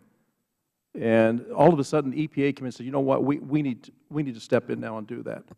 And the concern is why? What possibly could have happened? Because in the response that I got from Ms. Jackson, and I'm going to ask to submit these to the record, not only our original letter, but also letters back from the EPA, and also Mr. Krancer, who is the Secretary for the Department of Environmental Protection of Pennsylvania. He also has questioned why the EPA has stepped in.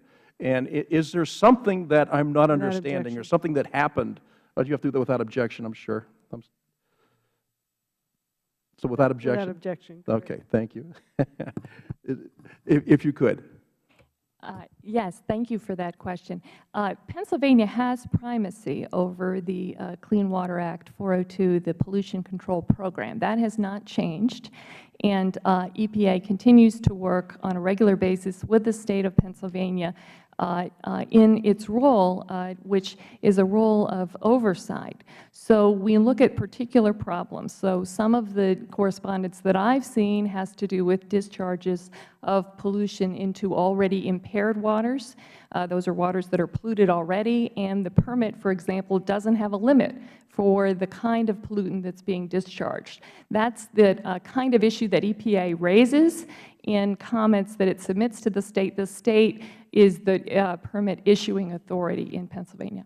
Okay, well, because in the letter I received back, it says EPA is unaware of any specific violations in terms of the memorandum of agreement. And so it causes one to wonder, because the meeting today is actually, or the hearing today is about permitting and the ability to get permitting done quickly, because these folks that run these businesses don't have the ability, as government does, to stall and hold up and not really worry about doing things in a timely fashion. Their businesses are at risk, and the people they employ are at risk all the time. So I wonder about it, and right now, there are, if my numbers are right, there's 25 NPDES permits that have been sent to the EPA for further review.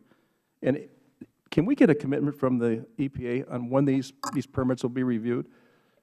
Are you speaking of 402 or 404 permits? I'm just not sure what number you're looking at. Here's what, there's, I'm sorry, what? 402. 402 permits. Yeah, we do take our responsibility very seriously to provide that review promptly and try to resolve issues as soon as we can. And as soon as the permit meets the requirements of the Clean Water Act, we try to get back to the State as rapidly as possible to let them know that. And I spoke with Region 3 about that correspondence, and they are working very hard to get those permits cleared by ensuring that they comply with the law. What we've been filing is comments on those permits to a large extent, which does not stop the permit from being issued. It identifies issues of concern for the State. Okay, because when I look at this, we have six permits have been waiting for 30 days, 4 have been waiting for 60 days, 8 have been waiting for 90 days, 2 have been waiting for 120 days, 1's been waiting over 6 months, and 4 have been waiting for over a year from the EPA. So in a world where time is of the essence, and the ability to get these permits done. This has nothing to do with clean water. I would agree with you entirely that we all want the same thing. But when we hold businesses up because we can't process permits quickly, which is the whole purpose, again, of today's hearing, I just wonder, can the EPA actually do this in a timely fashion and in a way that will allow these companies to stay in business? I completely agree with you about the importance of doing our job promptly. Absolutely. Okay, so the commitment then from the EPA would be? I'll talk with the region, and I'll make sure that we move forward as rapidly as we can on those permits. Okay, because some of these people, I mean, you know, we have one waiting for 6 months and 4 have been waiting over a year. So I would ask you to please, and I know that your schedule's full and I know everything is going on, but we have to move really quickly on this. So I appreciate you being here today, and thank you for the job you're doing, but we do have to get this stuff to move forward. Thank you, and we'll look into it. I don't know the details of those, but I will look into it, Well, and you have my commitment to do so. And I appreciate that. And we put the letters into the record so you can take a look at those also, because not only myself, but my other friends in the Pennsylvania delegation and Secretary Krancer from the Pennsylvania DEP would also like an answer on some of those things. So I appreciate it. Thank you. Very good. And I yield back, Madam Chair. Thank you. I now yield 5 minutes to the ranking member, Mr. Cusinich from Ohio. Thank you very much. I want to acknowledge my friend from Pennsylvania, who is a very strong advocate of business, and you know, we've sat in many hearings where I've heard you, from your own experience, talk about the frustrations that businesses have. I was looking at the testimony of Ms. Stoner. She just had a chance to read some of it. And she talks about how just this month the EPA worked with the Mid-Vol Coal Sales and West Virginia Department of Environmental Protection to develop a permit that includes a numerical limit on ionic pollution for the Dry Branch surface mine, preserving 150 jobs.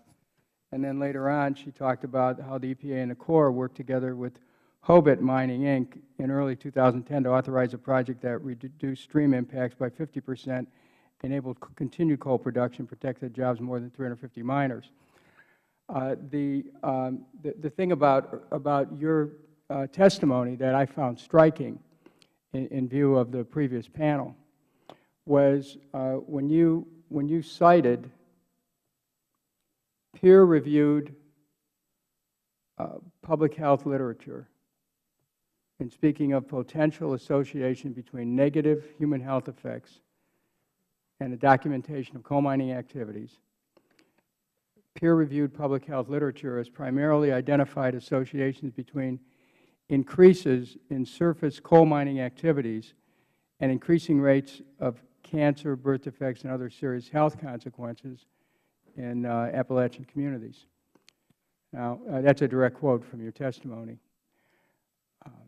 You know, what I think we're really talking about here is trying to strike a balance where those who are trying to do the right thing and comply with the law are assisted in the permitting process, and on the other hand, those who are the bad actors, and they're in every line of endeavor, that the EPA will weigh in on the side of public health. Is that a correct way of describing how you see your mission? Yes, it is. And I think I think the American public really is interested in that kind of a direction, because they had a recent poll by the Natural Resources Defense Council that found that Americans want EPA to do more to protect them, not less. That 2/3 of Americans polled, well, actually 63% said the EPA needs to do more to hold polluters accountable and protect the air and water. I think, again, the point that's made in this hearing is that we want to create a balance between protecting jobs and protecting the environment. And actually, protecting the air and water quality, it does have a positive economic impact as well. So, but those who say, I don't want any regulation, those who say there's no legitimate role for the EPA, I think we have to look at them with suspicion. We have to look at them very carefully. And I have to say to my friends on this committee, You know, I saw this, this documentary about, you know, what's happening in West Virginia, and granted, it came from a particular point of view. But, you know, there are people who are suffering adverse health effects, and these studies that are done, they don't seem to include any other possibilities other than the fact that it was, you know, the effects of the mining. There was no other, you know, all the other variables were ruled out. So, you know, as we continue as a committee and as the House to get into these issues, you know, I think that it may be that the EPA is on the right track in terms of being much more careful about the permitting process, but at the same time, you're showing a record where people are doing the right thing, that you are trying to assure that they're able to continue. So I just wanted to make those observations. Thank Ms. Stoner for her testimony. And I saw in your presentation, you're very passionate about this. I could tell. Yeah, you really do care about it, and that speaks well. And I appreciate Ms. Gaffne Smith's service as well. Thank you very much. Thank you. Thank you very much. I'll now yield myself 5 minutes for questions. I just want to clarify, Ms. Stoner, with regards to permits. In your testimony, your opening statement, you mentioned that there's no moratorium on permits and that in the last 2.5 years, 100 permits have been granted. Now, are those are just permits in general, or permits for what? I was referring to both 402 and 404 permits, and those are for mining operations in Appalachia, I believe. So what about the enhanced review? Because there's 79 permits. Not all of the permits that are issued by the Army Corps of Engineers, which issues the 404 permits, or the 402 permits, which are actually issued by the states in Appalachia, not all of them are part of that ECP process. So we did provide that enhanced coordination procedure process information to you. I believe it's attached to Ms. Gaffne Smith's testimony. It's hard to say. Ms. Gaffne Smith's testimony this morning, or this evening. So the 100 in your opening statement were the 402s and 404s, not the enhanced permits. That's a subset of them. Okay. There were particular permits that were identified for additional review, and those are in the enhanced coordination procedures.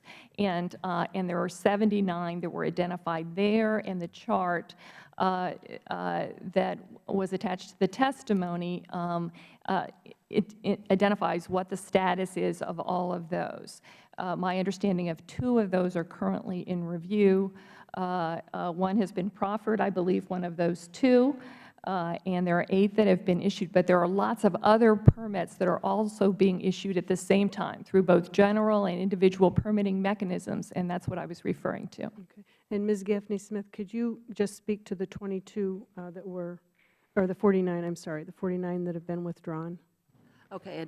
Actually, the correct number for the number of applications that have been withdrawn is 50.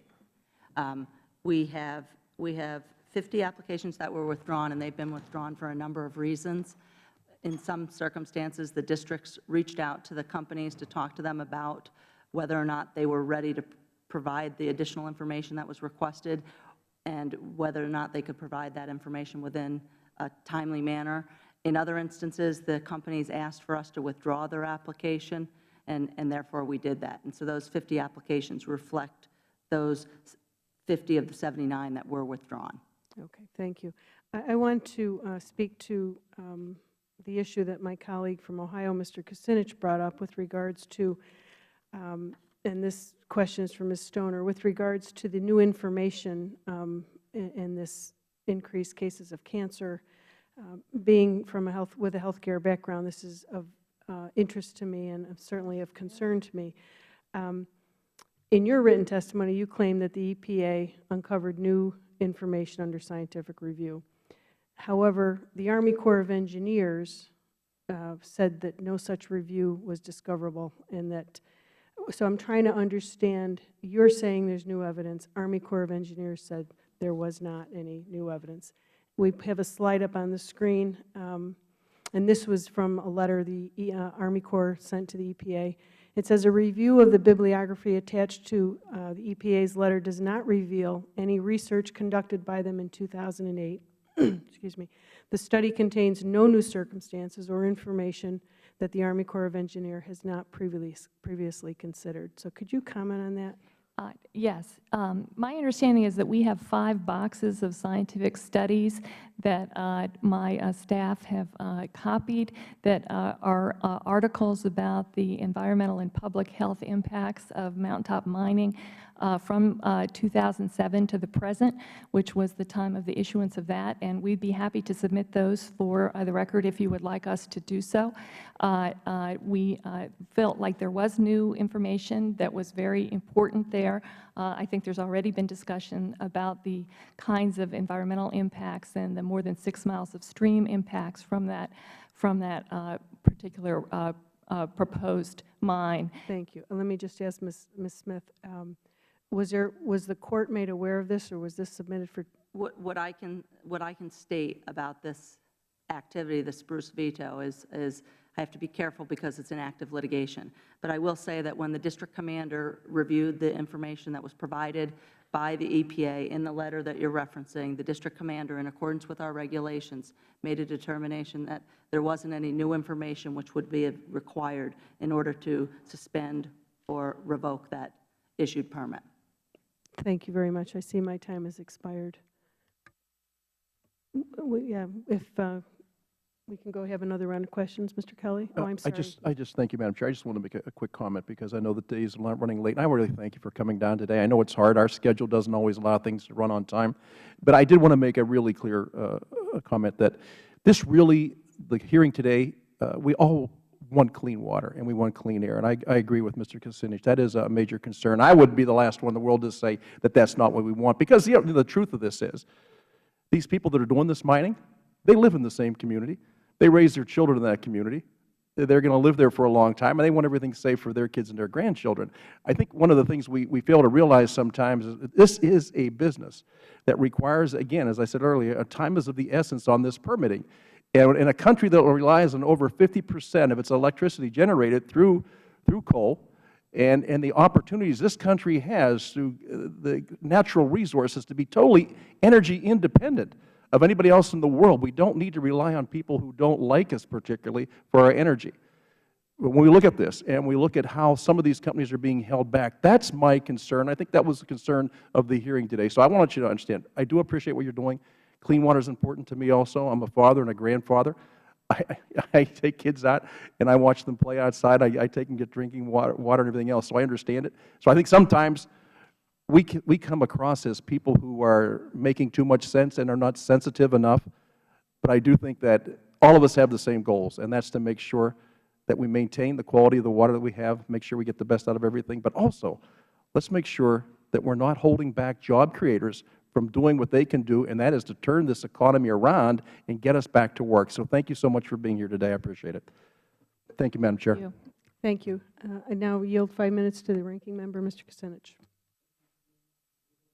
I think it's important what Mr. Kelly just said, because it's very easy to paint everything here in black and white. But we want clean water, we want clean air, and I would just say to my friend that when you see, I understand you have to go, but when we see that there are egregious violations, we have to follow them. And Madam Chair, I had a chance to see a documentary on Coal River Valley, West Virginia. It was called The Last Mountaintop. And again, I'll submit, there was a certain point of view that was guiding it. At the same time, they raised some compelling issues about the environment and about the effects of people, about the effects of the practice of dynamiting mountaintops, and about the air and the water pollution, about the health effects of people. And again, going back to what our chairman said, Mr. Issa, when he talked about a field hearing, I'm going to ask Mr. Issa if one of the places we go would be to go to Coal River Valley to hear what the people have to say, because we need to see the people that are living with this and maybe learn a little bit about the direction we should be taking. So I thank the gentlelady for indulgence. Thank you, Mr. Cusinich. I have one last question, if you would both indulge me.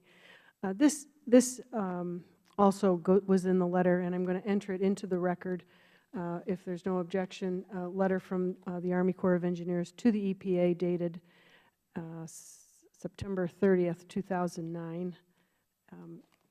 Submit that for the record.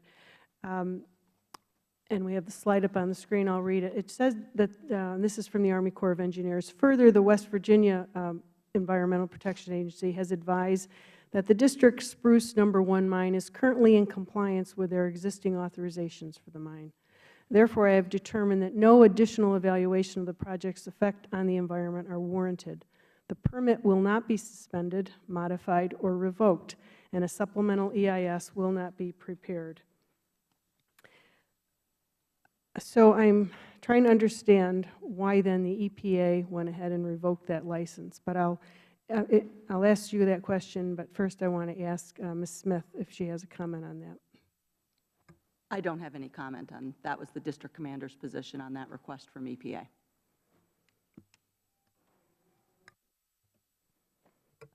So there's mining at Spruce that has been going on and has continued throughout. And mining goes into a creek called Senkamp. And that has never been stopped. It was, but mining never proceeded in the other two creeks. And that was the activity that EPA found. If that mining was to proceed into those other two creeks, then there would be an unacceptable adverse impact on the wildlife there. And that was the determination we made based on all of the information, the years of study that had been done there. I mentioned earlier the 6.6 miles, the impacts on the wildlife, the diverse, very high-quality streams that were affected there. That was a decision that we made under 404C. But I'm confused because the Army Corps does address that issue, that Spruce No. 1 mine, they were talking specifically about that, was in compliance. And this was 3 years now later, and their permit was revoked. It goes back to that balance issue. How do you expect these businesses to get started, to invest what they've invested, and then 3 years into the project, their permit is revoked for what seems to be, according to the Army Corps of Engineers, they're in compliance. They can't find any new scientific evidence, and I feel like I'm not explaining this clearly. What I was trying to explain is that it wasn't because of violations at for the mining activity that was occurring at Senkamp. That wasn't the reason that EPA moved forward with the 404C. It was the prospective harm to the streams that would have been filled with the 6.6 miles of streams that would have been filled, and the downstream impacts to the entire watershed, which was already, downstream waters which are already impaired due to mining discharges. That was the basis of EPA's decision. Thank you. Well, Ms. Smith, let me ask you this. Are you aware that the EPA incorrectly identified the location of the Senkamp in its concerns to the Army Corps and their request to revoke the permit?